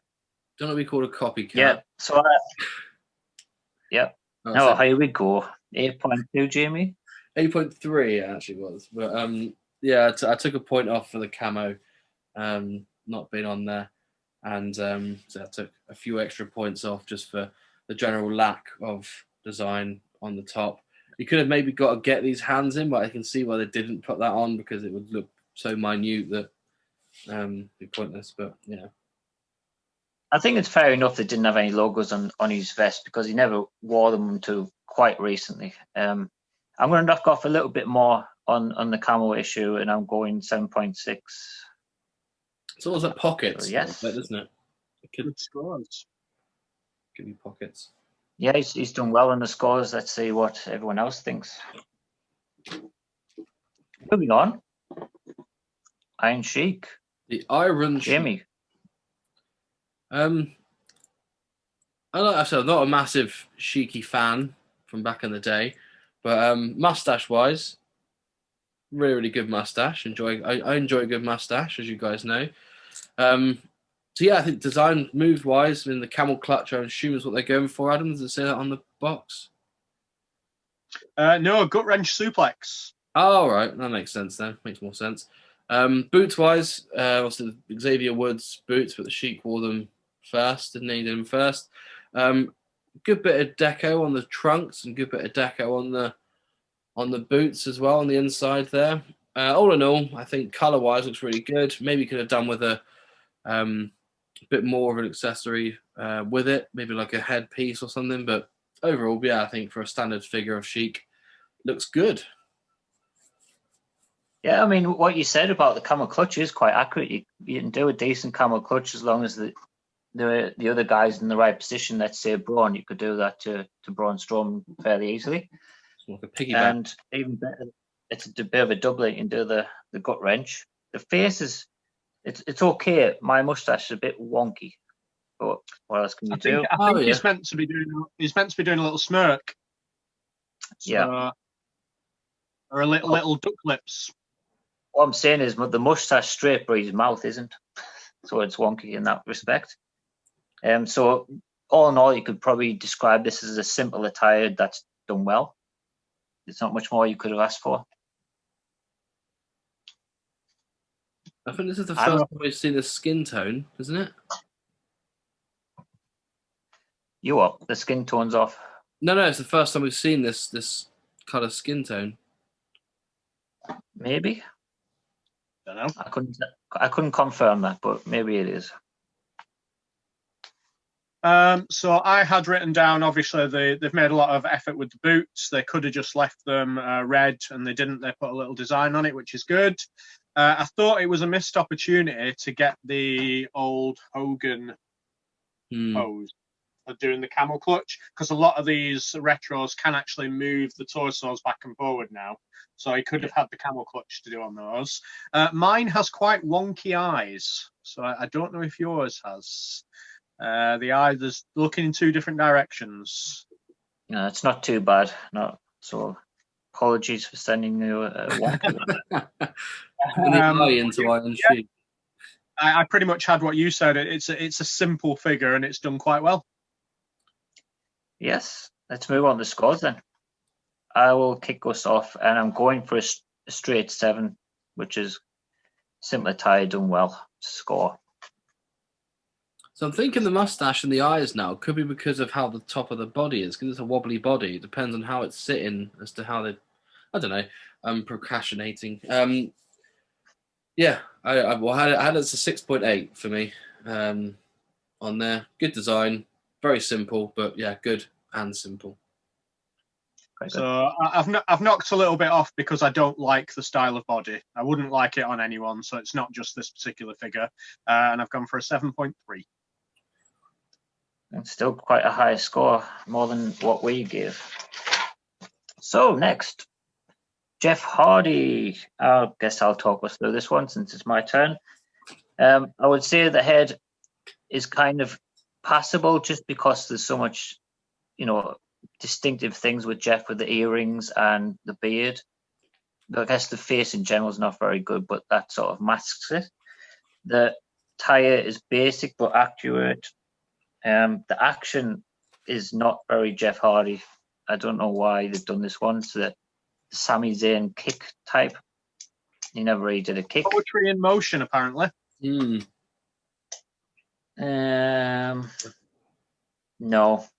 not having that. It may work as that little enziguri thing he does, but other than that, it's not very good. It should have been something else, but not that. I would say my overall thinking with this as a quote is just okay.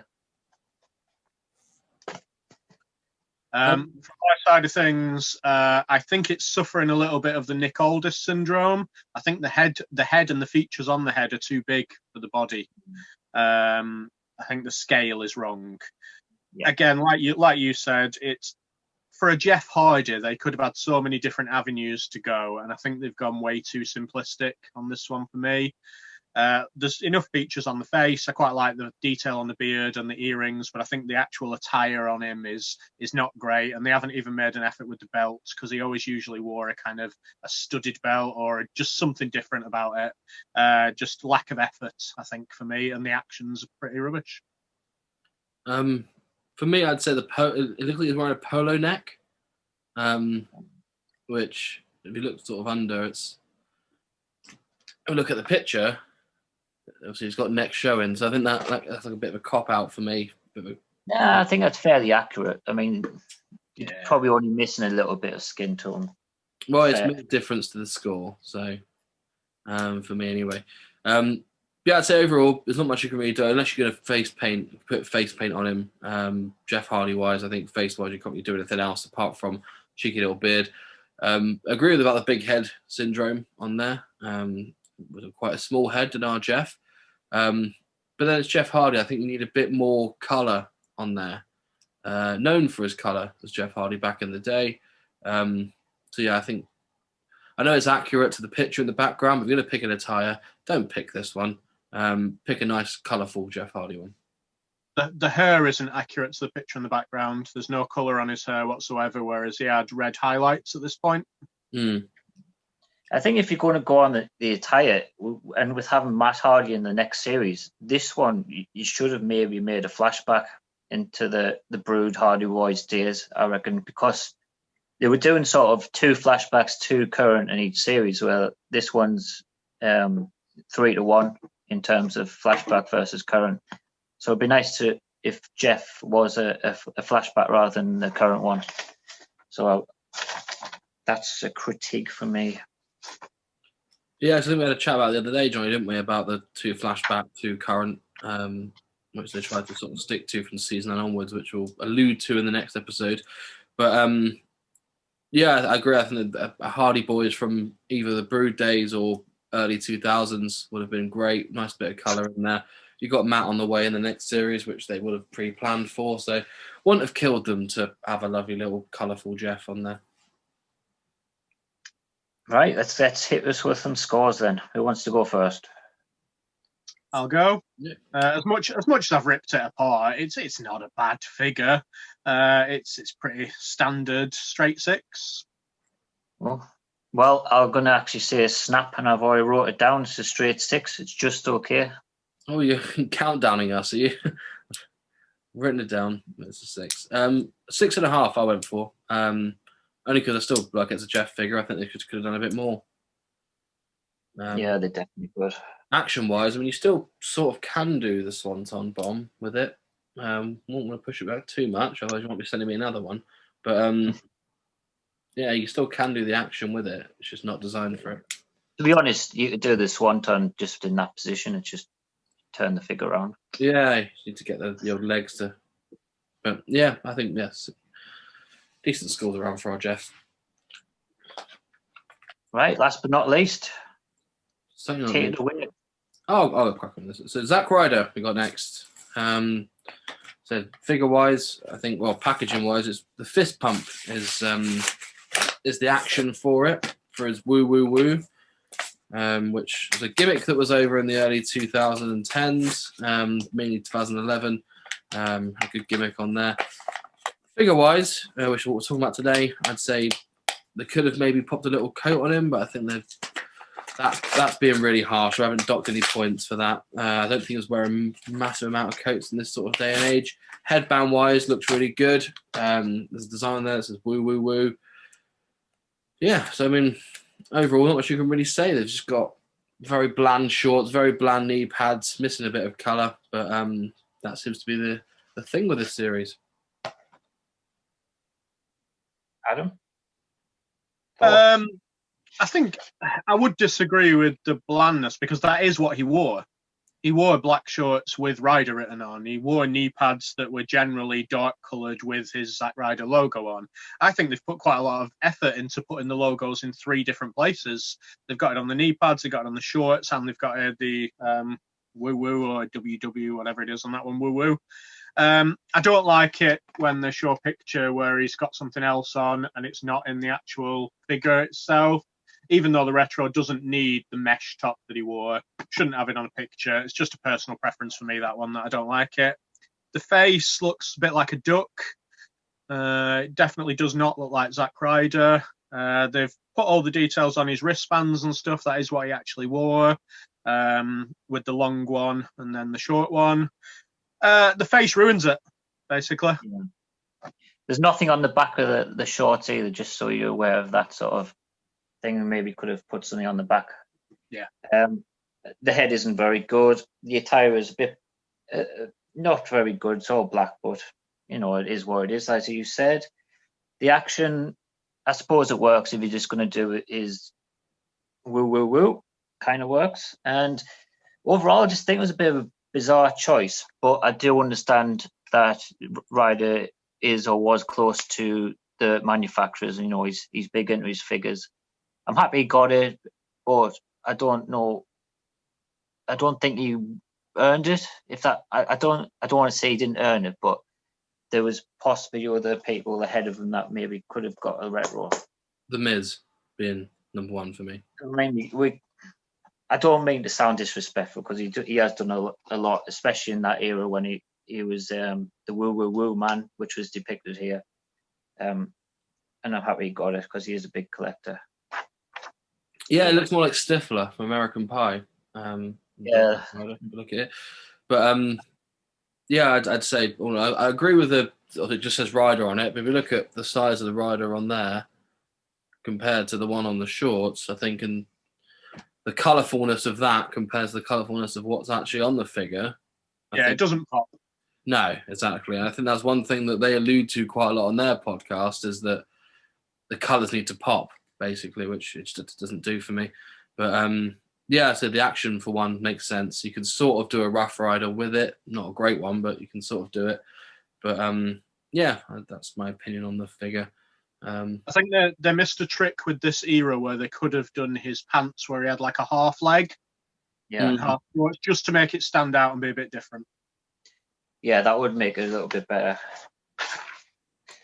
Let's get a score for Mr. Cardona. What do you reckon? I'm going to go for a straight 6. Is it just okay, Jamie? It's passable. 6. Yeah.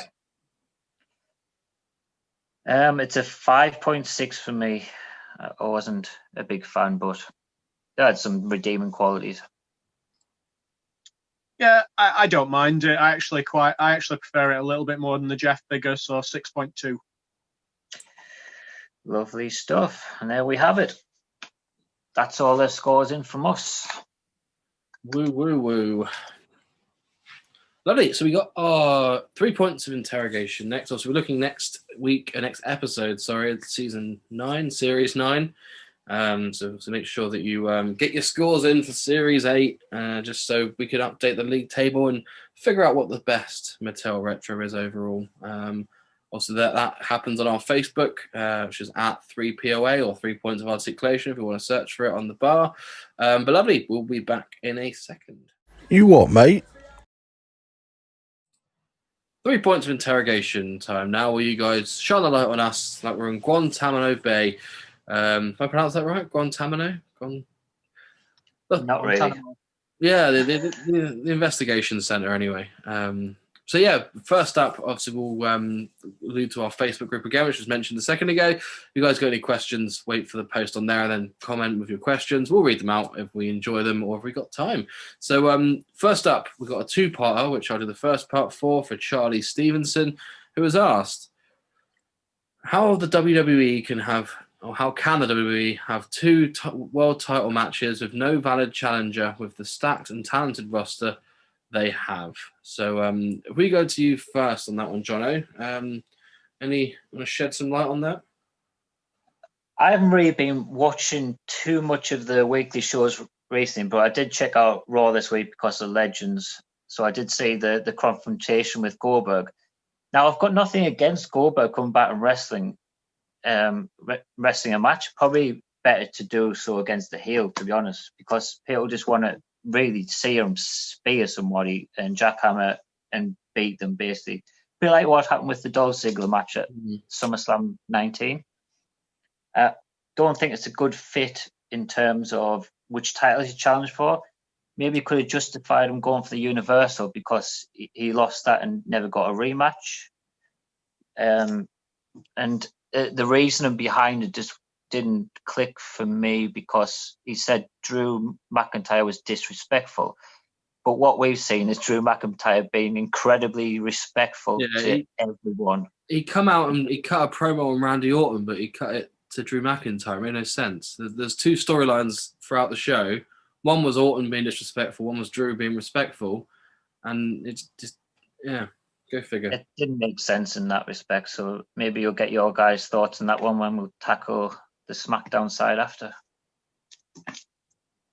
Yeah, definitely. I think obviously the one we're alluding to for the SmackDown side of things is Adam Pearce. Oh yeah, but we'll talk about Goldberg first. All right, we'll crack on with Goldberg then. It's very strange, as I said before. He cut a promo on the wrong person. Just a very, very peculiar thing to happen. I was trying to say it's Legends Night. He's a big legend in the game, isn't he? So made sense for him to be there. It was just peculiar, was my opinion. Yeah.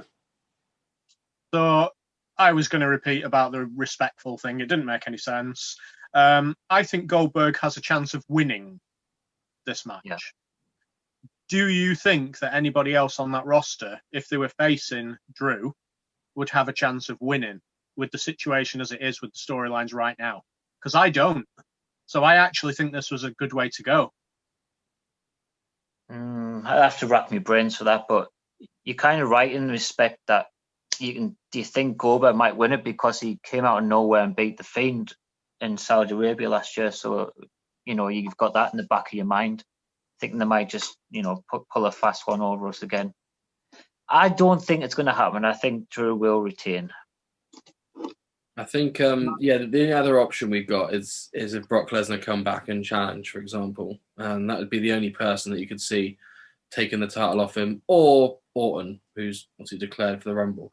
They're probably the two that show up out of nowhere and win a title we don't expect them to, as well as Goldberg. So, yes, you never know. But my thinking is Drew will retain, but I'm not sure, and that's what I like. Yeah, I understand that. I'd say on the whole, I think it makes sense to have, if you are going to do these sorts of storylines, do it at the Rumble, because everyone watches the Rumble for the Rumble. No one watches it for the undercard. No one watches it for the other matches that are on there apart from the Rumble. For me, anyway, personally. So I think if you're going to have matches like these, then do it at the Rumble just to get them out of the way, because that's filler, basically. I do feel a bit sorry for the roster as far as Goldberg being brought back to face them, because the Rumble has a history of the smaller people on the roster actually getting a chance to shine for like a one-off. You know, if you think about Hardcore Holly had a world title shot at a Rumble, Umaga had a title shot at a Rumble. So it gives the kind of mid-cards a chance at the Rumble as a one-off, as a big payday. It's going to be very, very disheartening for members of the roster if they're not challenging for that and they're not in the Rumble. So it's going to be a bit AEW thinking from them. Yes, so SmackDown side, Adam Pearce. I don't know a lot about Adam Pearce, but I know he is a multiple-time NWA champion who's big on the indies. For what I've seen recently, he's been getting pushed around a bit by Roman, so he's already got a bit of an authority figure about him. So what you could do here is that it does have potential. You've got this guy who's been pushed around and he's kind of backed off, but he could just maybe snap, cut a really good promo on Roman and say, you can't forget how I'm a former wrestler, etc., etc. You're going to build him up into this massive underdog, and it could tell a great story, to be honest, if they push him as the underdog babyface. Yeah, I mean that could work. I think the way they're probably going to go is have Nakamura as the title contender, because the Gauntlet match, obviously pinned Nakamura at the end, even though it wasn't sort of officially in the match, but sort of was. It was just a very strange Gauntlet match in general. So I think more than likely, as the authority figure, is going to say, look, Nakamura's going to wrestle, not me. But yeah, I agree. I think the best authority figures in my eyes are the ones that can occasionally wrestle. Look at the Regals from back in the early 2000s. I think Mick Foley did a little bit when he was commissioner. I think very rarely though. But I think they're my favourite sort of ones that can wrestle as well as being an authority figure.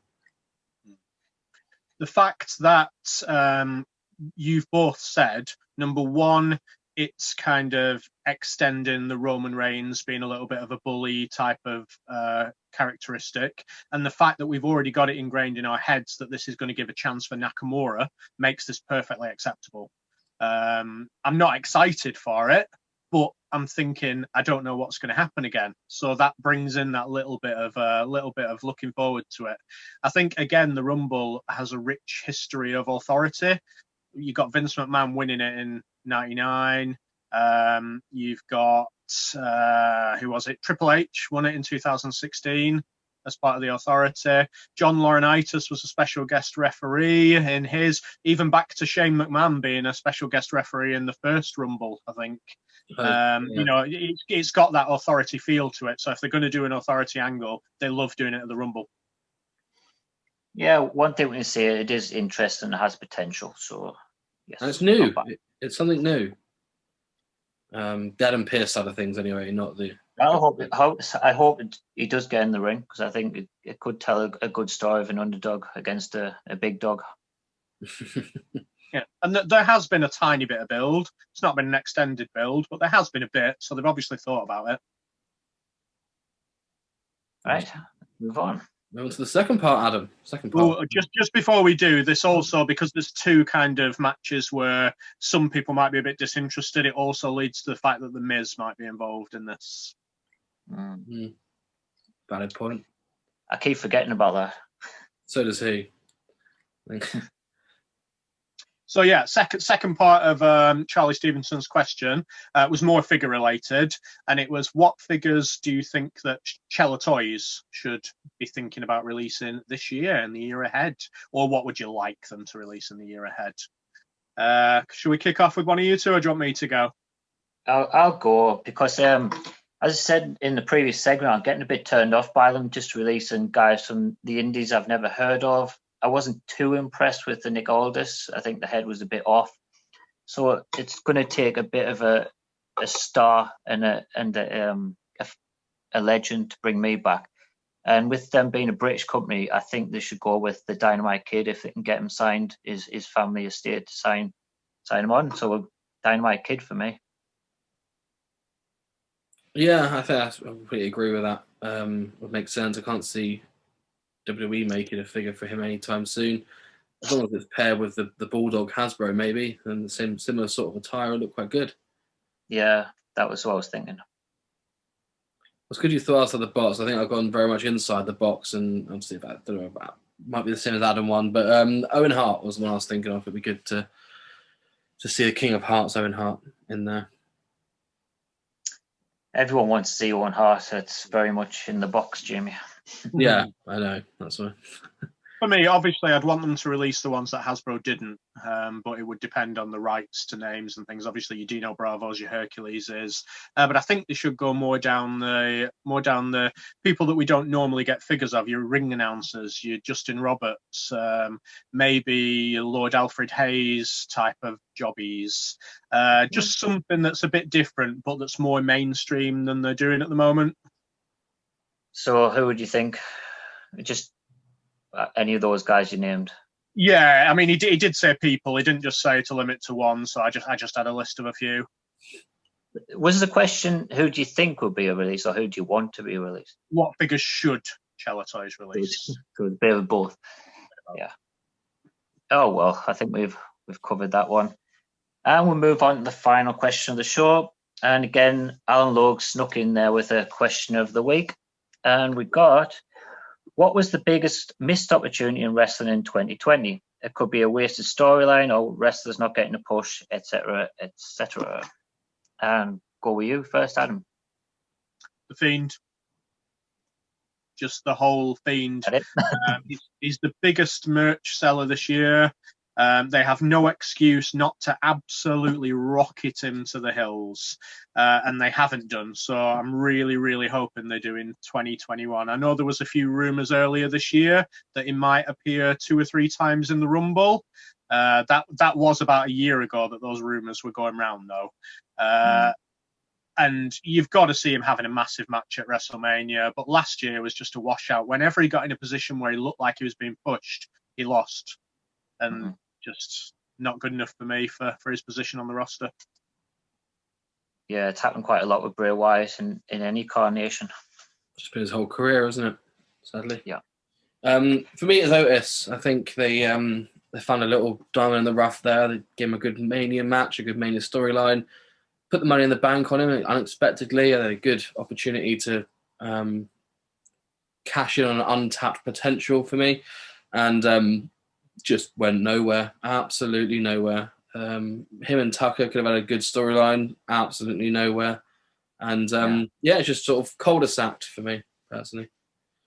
Yeah, you've got an excellent point about Otis and in the Money in the Bank contract in general. To be honest, they could have went several different ways with that. They could have even made him cash in for the tag team titles or something like that as a loophole. They could have just done something different. You know it's bad there because we've discussed that before on the pod, and we were saying how horrendous it would be if they did that, but they actually went even worse and just did absolutely nothing. Yeah, I think we even discussed giving it to Mandy Rose, didn't we? And to keep her on SmackDown or something. But yeah, it's getting to the point where that Money in the Bank briefcase is beginning to mean nothing. Obsolete. Almost.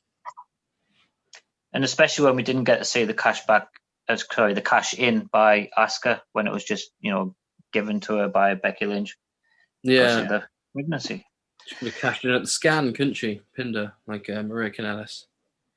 Yeah, I've actually got 2 answers. I'm being a bit of a Adam and changing the rules a bit. The first one is someone that I've been watching or trying to watch NXT, and I don't see any good in it that anyone else does. But beginning the pandemic, there was a guy that came onto the scene, and he was called Dexter Loomis. Now, this guy really intrigued me. He was doing, almost squash matches every week, and I just couldn't get enough of seeing some of the things he was doing. But then halfway through, they just suddenly pushed him into the limelight very quickly rather than build him up and turned him face at the same time. And I really would have liked to see a really good heel run is that, that psychopath, that stalkerish sort of gimmick. And it just went very goofy, and unfortunately, with painting stupid pictures or, he's become he was a GM last week. Just there's so much waste. It really intrigued me at first, but now it's bored. I think at the start with obviously even his name is too sort of serial killers, isn't it? Dexter from Dexter and Billy Loomis from the Scream films, or Dr. Loomis from Halloween. So I think even that, they had that down really well. And then, yeah, agreed, they sort of pushed him into a feud with Roderick Strong and it just Cameron Grimes as well, and it just sort of went nowhere for me. Yeah, I might change my answer to Dexter Loomis now, Jono, thinking about it. I in the time scale that I was watching TNA, when he played the same character, but he was Samuel Shaw, he was absolutely immense. He was one of the main reasons that I tuned in every week to TNA. And WWE, especially with NXT, it can be so dark and it can be so gory and things like that. They have absolutely missed a trick. Turning him face was disgusting. It worked so well when there was no crowd and no noise at all as well. It's the only guy you could watch in that silence, and it was really good and well presented, and then it just went off the rails, unfortunately. Fizzled. I'm getting slightly angry here. But yeah, I completely agree. It makes sense. There's Dexter Loomis. I think hopefully they've got a good 2021 plan for him, but now that he's a face, you need a heel turn, which doesn't really fit with his character well, and it's just a bit, no. Yes, anyway, I said I got a second one, and this was a wasted opportunity in 2015 as well. And it's the fact that we never got to see anything between Sting and The Undertaker. With the invention, as you will, of cinematic matches, this could have been put together just before Sting had, run out of contract and signed with AEW, and now we probably never get to see any sort of thing like that between them, unfortunately. But certainly, with them both being, of age, they could have done something cinematic rather than an actual match, and it would have worked. Do you think, in a way, that could have been pig-headedness by WWE because they knew that Sting wasn't going to re-sign? I don't know when the timeline was, because I know they already had the AJ pencil in for Mania. It just might have been a case where Sting was already out of contract before they knew they couldn't do any more for SummerSlam or anything like that. I can't remember the timelines. Yeah, I think it makes sense for Undertaker and Sting. I think if you're going to do a cinematic match, I think you had to cash in at that point. If you know you've got 6 months left on your contract with Sting, just get people talking, have that match on the go then, and just get it over and done with. So it's never going to happen now. So I think they had to do it then, now or never, basically. Well, at the same time, they've had 5 years to do it, and they never did. So that's on them. That's what you get for Seth Rollins not being careful. Put Sting and Becky Lynch out of action. Aye, and John Cena briefly. And Finn Balor as well, so yeah. Oops. So yeah, any further points on Logue's question of the missed opportunities? There's probably a million, to be honest, but we'll leave it at that. Yeah, I'm sure for next year we'll have the same conversation as to missed opportunities for 2021. I imagine Omis, is that you call it Omis? AJ Styles' bodyguard. Right. I don't see that as an opportunity, but we'll see. I think he's going to be, personally. I think if you look at 2021, him and AJ, I reckon we tag champs before we know it. Maybe. Well, we'll see. But I can't wait for him to get on the fantasy roster. I might pop in my team if he starts wrestling a bit more often. Big old boy. But yeah, lovely. Well, thanks for your time today, gentlemen. No problem, Mark. I would say any time, but I'd say any 2 weeks. Anytime, yeah, every 2 weeks, especially for discussing Fantasy League like we did this week. But yeah, we'll be seeing you guys in the next episode. And we're looking at Ret Raw Series 9 as well then. So brilliant. Speak to you guys soon. All the best. See you later. Adios.